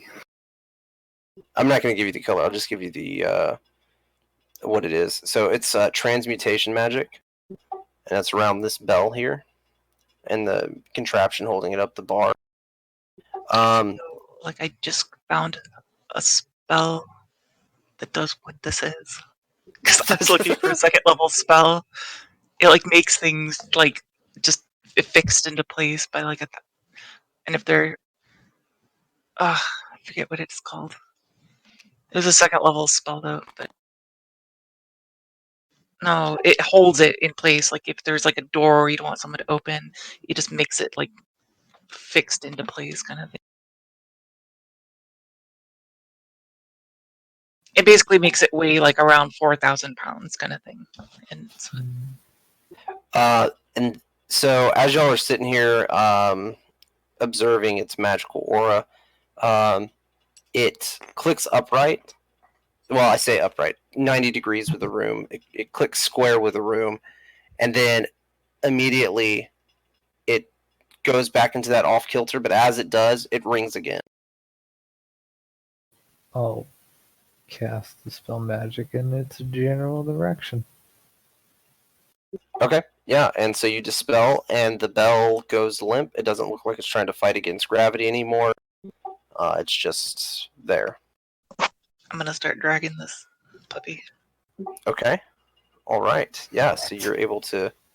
Actually, you know what? Let's have Gargoth do it. Isn't he like super strong? Yes. Yeah. He can easily grab Yeah. it and take it wherever you want it. Yeah, have Gargoth do it. Why not you? Jeez. Okay. Cool. Yeah. So yeah, he unhooks the the bell from its bindings, and he takes it back. I'm assuming you want it back in the Yeah. demon grinder. Okay. Yeah. Didn't we have another vehicle with? Yeah, you did. I'm gonna have to respawn those. I guess I deleted them. I don't know where they are. Okay. So he's I gonna was just take these thinking we need to fix that, like the giant bell on the cart. Now that we have a giant.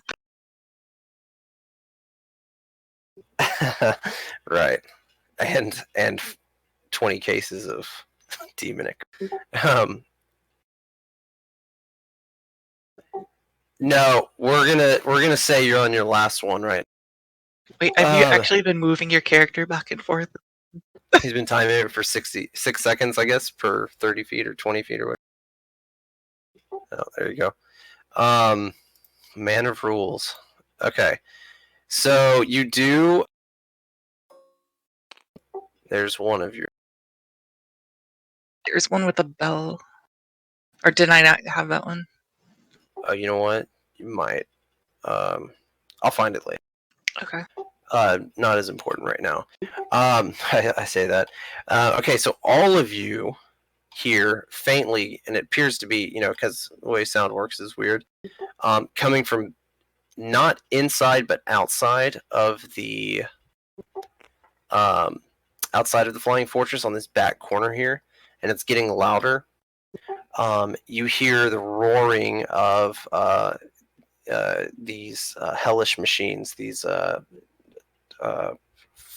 infernal machines. So vehicles, yeah, your vehicles. And you hear it getting closer. It's another band of looters. They're after your Icker, dude.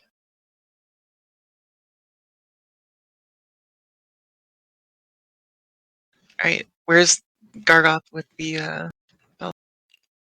Did he get back? He's gotten back by this point.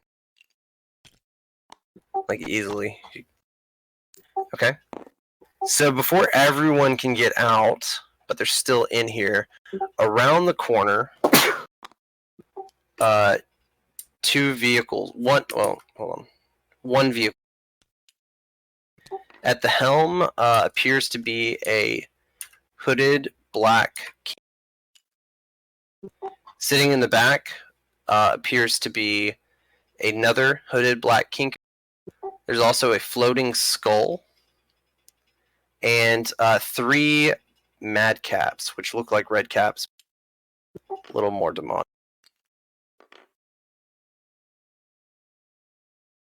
Kinku? The bird? Kinku. I thought he said a Uh, kink. A hooded kink. I was like, oh. Kinkus No. are the bird things, right? Correct.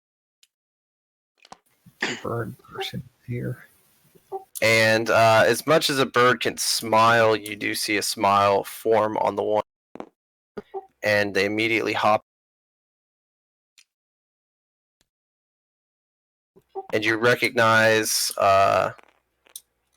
Lulu's friends from Mad Maggie's group or whatever, Chonku and Clonk. And the floating skull that was also at Mad Maggie's, Barnabas. He's there. And there are 3 madcaps with them. And they hop out. What's up? Oh, they're not friends. Oh, wait, These are- Barnabas is the guy that we helped though too, didn't we? Like, Yeah, the madcaps were picking on him, and you can see when Chaku and Clonk, or Chuka and Clonk, get out and run to you, it's like supervision is stopped, and the madcaps immediately kind of start picking on Barnabas. But Chuku and Clonk, they approach you, and kind of with a smile, as much as a beak can smile, and they say, or squawk, funny meeting y'all.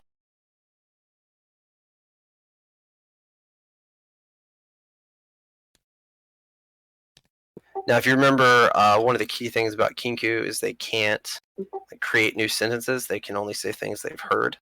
So they're not great at conversation in general.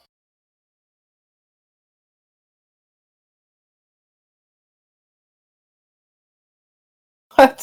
Why did you say that?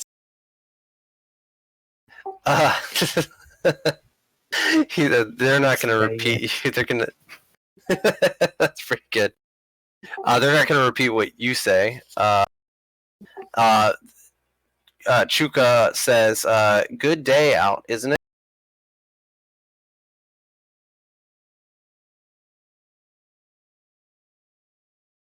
what is day? And then Clonk just squawks. They end up going on to difficult lengths to explain what they're doing because they, again, can't create sentences, but they do get the idea over to you that they're here to pick parts to have to make more vehicles or to fix some vehicles that they have that are broken down. Told So you. they came to salvage here. You're here to salvage the stuff, but we were here first. How did you know this place was here to look? It seems awfully convenient that you guys show up just after we show up. Yes. They say no. But no, they tell you no, they weren't following you. It's this is just like what they do. They go around salvaging what they can, like mechanical hellish parts. They had heard Right. about this place. Heard about it, and you just show up coincidentally after we find it and get here to do to do what? Loot parts. We have actually important business here that's beyond looting, and I kind of pretend I don't see what Barnick and them are doing, but we actually do have a important mission here from Bell.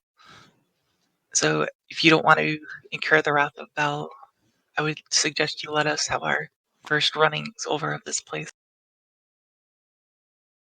They kind of laugh and they say they can wait some time, but they do have to get back to Mad Maggie's, which is going to take. So yeah, you like they don't care. I don't they're friendly expect we're going to be here forever, so.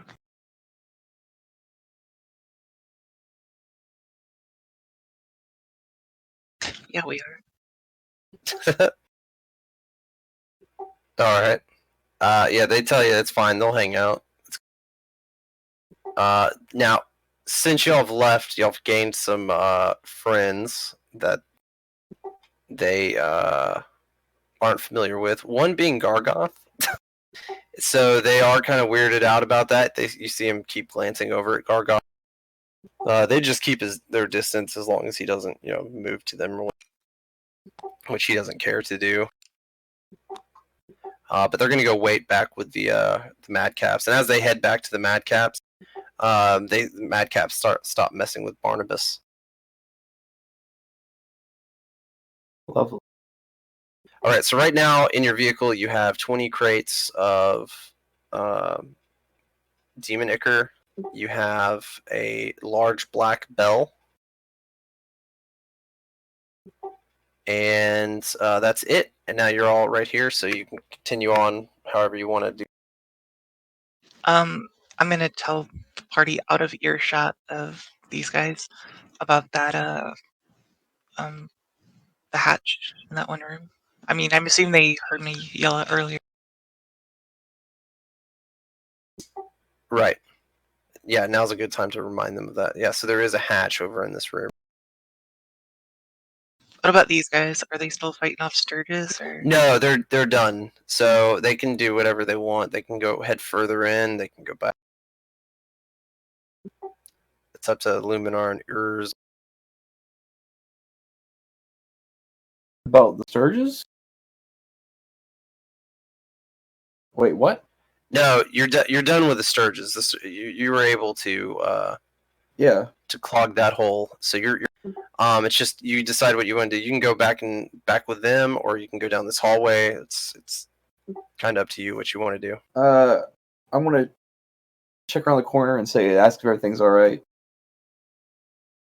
I want to proceed down the hallway. I do too, but I'm gonna check on them real quick.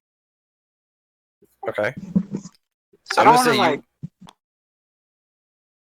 I'm gonna say he walks back, and then Urzel. Would you want to go forward, or do you want to check as well? Because there's light coming in through here. It's not like it's spooky or anything. Alright, I want to take a little peek. Okay. Yeah. So you can come around the side. From here, you can see the tip. Over here, and you can see movement, and you hear them talking. When you look around this corner.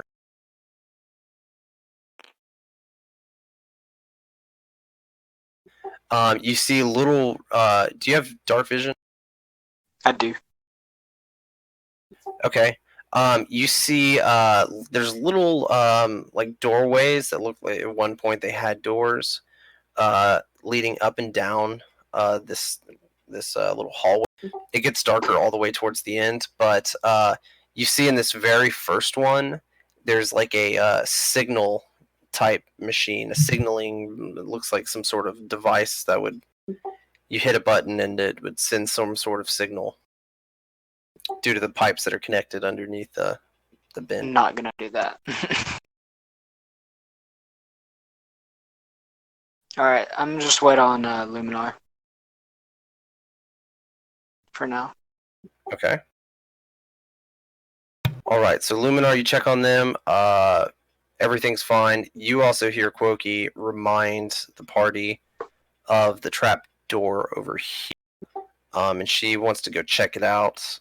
So you're kind of at a crossroad. Go back or check out the trap door. He goes, check out. I go with Ursula. Okay. Immovable object. That was the spell. Yeah, immovable object. Yeah. Okay, so you're gonna go back Alright. that way. I'm just gonna throw y'all in this room over here. So you're Okay, you want to go check on Barnabas?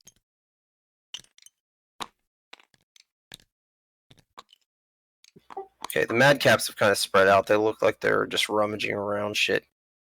You see one like kick a rock, and it doesn't hurt his toe because he's wearing pretty awesome looking boots, pretty tough and rugged looking. But it doesn't move the way you wanted it to, and you see him just get really pissed off. He like looks at the rock, tries to kick it again, misses, turns around, walks away, and like scowls, and then runs up to it and picks it up and throws it as far away from him. And then you see him like start laughing. But that's kind of what they're all doing. They're just fucking around. I kind of wish we would have kept the boots. The RP. Like, oh, you did keep them? Cool. I wonder if you could like pretend you're part of their crew or something with them somehow. Or Okay, before we get to Barnabas, I'm gonna go over to Quoki and Toga. All right, so there's this trap door down here. What would y'all like to do? Open the door. All right.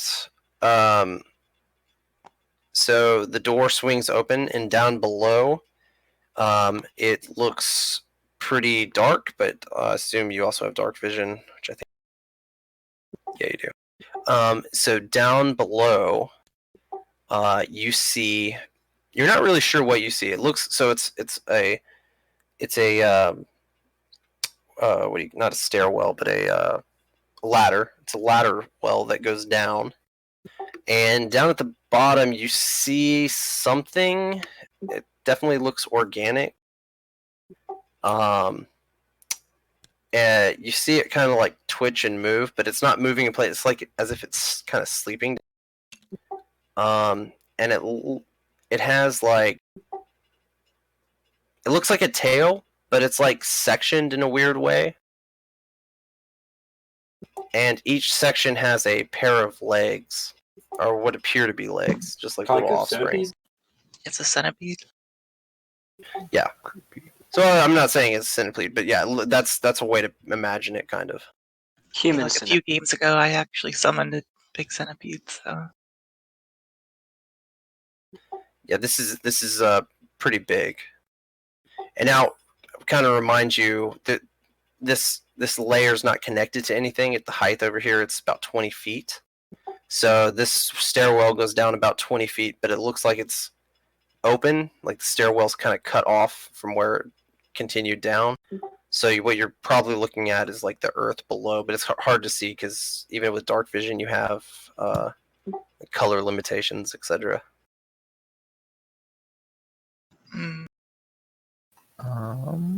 Let's see. want to go step on some bugs? I mean, they're giant bugs. So Yeah, bugs are creepy. I'm trying to see if I can like light it up from a distance and or set things on fire. I want to. So she had a centipede earlier. This looks larger than that. Just FYI, and it does look different. It doesn't look like a centipede. It's just centipede-like in the fact that it has like section leg. How far away is this thing from us? About 20 feet. I know what this is. I don't. But I want to. I want to hit it. I want to say lightning damage might be about to be put on us. Maybe. I don't know.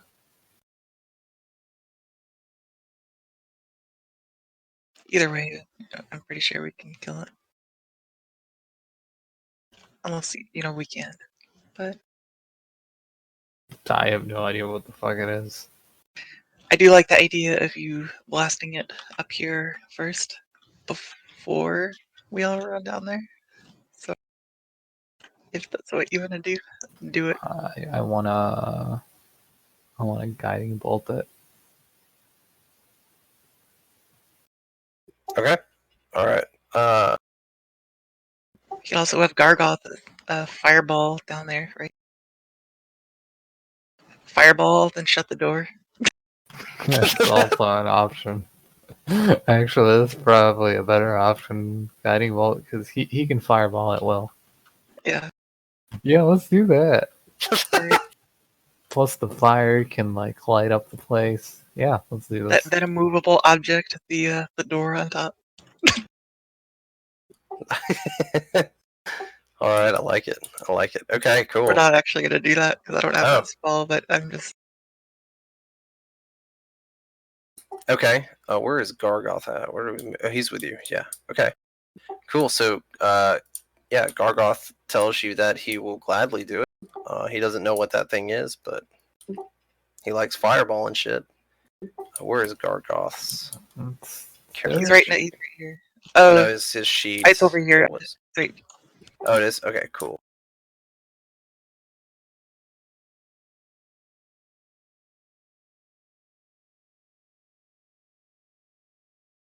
Alright, so fireball.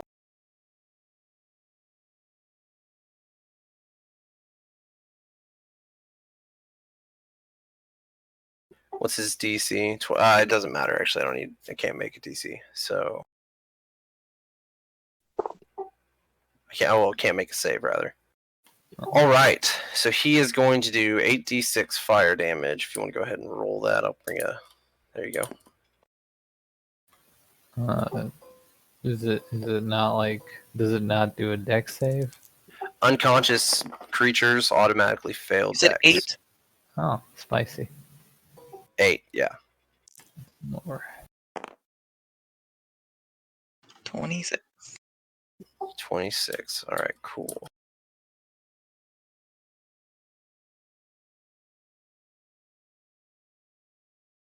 And then Toka Bear is gonna slam the door right afterwards.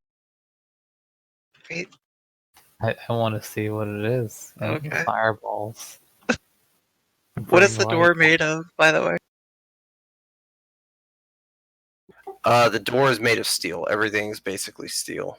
Okay. Meaning it won't get burned up by fire and stuff. Right. So I say steel, iron. It's actually iron, but yeah. what do I see? Hold on, I With gotta our do a new- little math. Let me math slowly, like the dumb I am. With our newfound fireball light source. Okay, so fireball hits the ground, and you see a. I think your DC quote here. You still. Yeah, I know. Okay. And the you see the once the fire clears, like it engulfs all below, and you actually some of the flame even comes up through the tunnel there. As it clears, you don't see anything. There's nothing down there right now. But however, you do hear clinking noises on like quick clinking noises on metal, kind of traveling all below.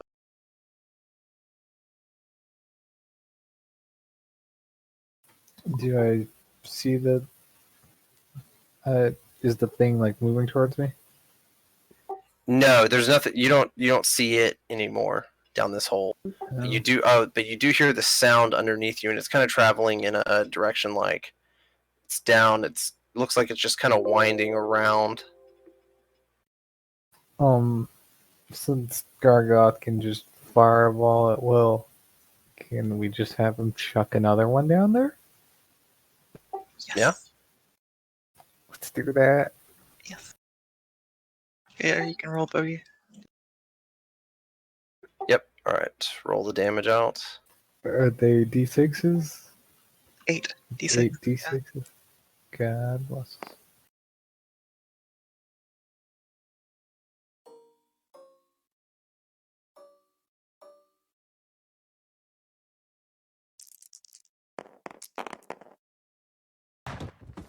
Anybody else?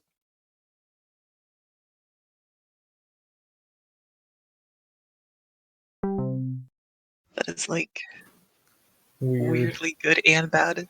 Yeah. A bunch of, criticals and a bunch of fumbles. Okay. All right. So the same thing happens, and you don't see anything under there, but you do hear the. For a second, you hear the walking around, the clinking on metal.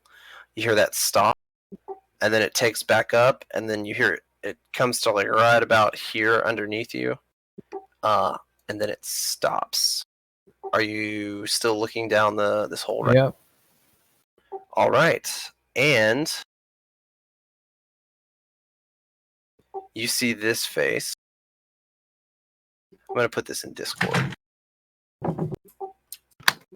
You see this face stick its head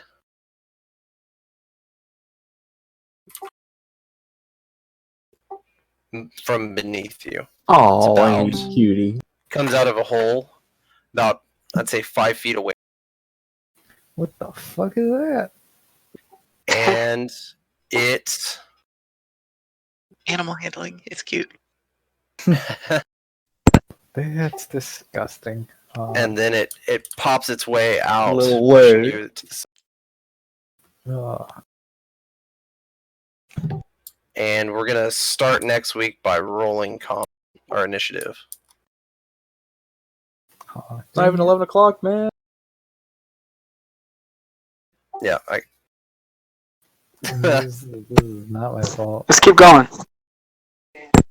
Even though I actually should be going as well. yeah, it's pretty... I know it's not 11 o'clock. I got to stop staying up as late as I have been. I've been so busy. But yeah, so we will start initiative next week. Okay.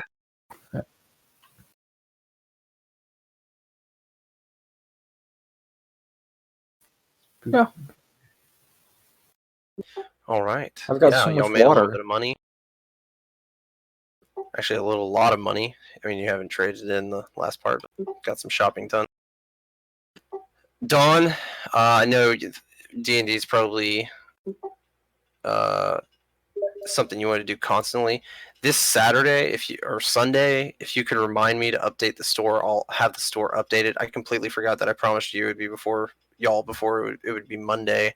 By the time I would have it updated, and I didn't do that. So if someone reminds me over the weekend, I can do it quickly then.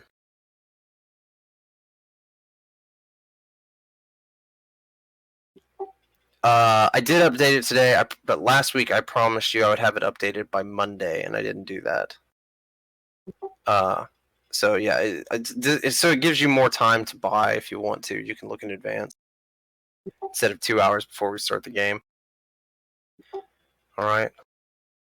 So if someone reminds me, we can get that done. And that's about it. So good game.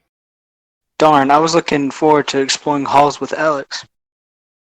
The whole. We can do that. We can do that real quick if you want to explore the halls, because this is It's all fine. going on over here. So you just hear explosions and shit going on. Okay. So you want to, Alex? Yes. All Okay, we can do right. that real quick. Luminar hasn't done very much. All right. So again, you see a signals desk here with what appears to be like a. So there is a door. Well, what appears to be the location of a door at one point, but the door's no longer. All right. I'm gonna drop my quarterstaff sideways in here, so in case there isn't any kind of door, I'm gonna try to block it from closing in a way. Okay. All right. And then I'm gonna go in here, and you said there's a button, right? Yes, there is a button. Alright, I'm gonna press that button. Alright, cool. Nothing happens. Oh, That's a lie. alright, well then I'll just proceed back out and grab my quarterstaff. Okay. Alright, yeah, you're able to do so. Alright. Are you gonna do anything? I'm going to walk further down the hallway and see what's in the rest of the room. Okay. I will follow. In all the rooms are identical to this first room here. This looks like it might have been kind of like a headquarters for, not headquarters, but like a department for signaling, like large legions or signaling to other people. Because this whole thing, this whole map appears to be like the brain of what was the Flying Fortress. So this looks like where commands are made and sent out, etc.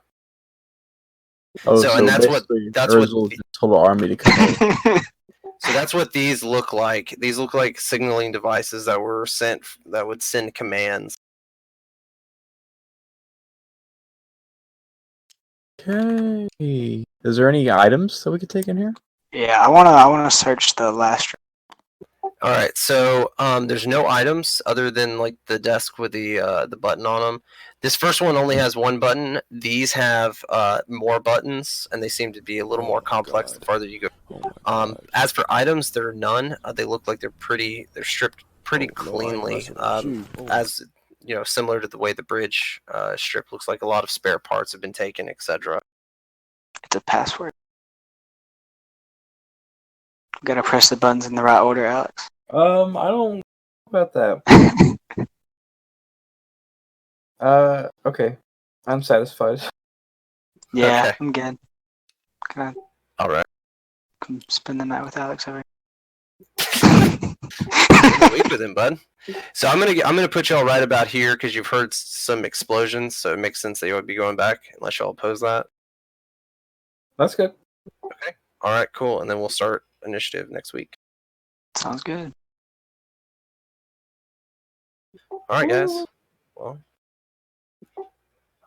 Time for some Add Borderlands pets. 3. Add Am I pets to right? the next shop. He did have a pet. A little, like, worm. You could stick on your ear. No. all right.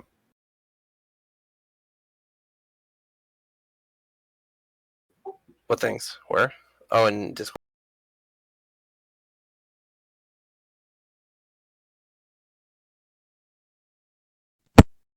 Wait, I'm at a blank. Sorry. I said Discord. I meant Steam, but you didn't PM me on Steam. What did you?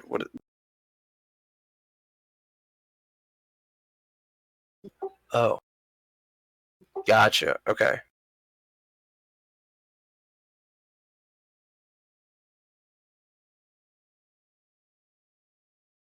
Well, kind of. I mean, you do have all that demon. You could, well, and you could also ask for a loan.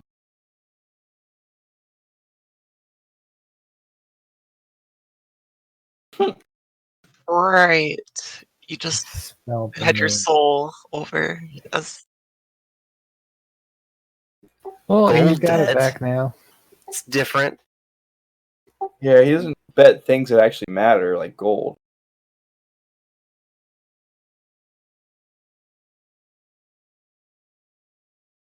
Get wrecked. Mr. Centipede's about to Roy.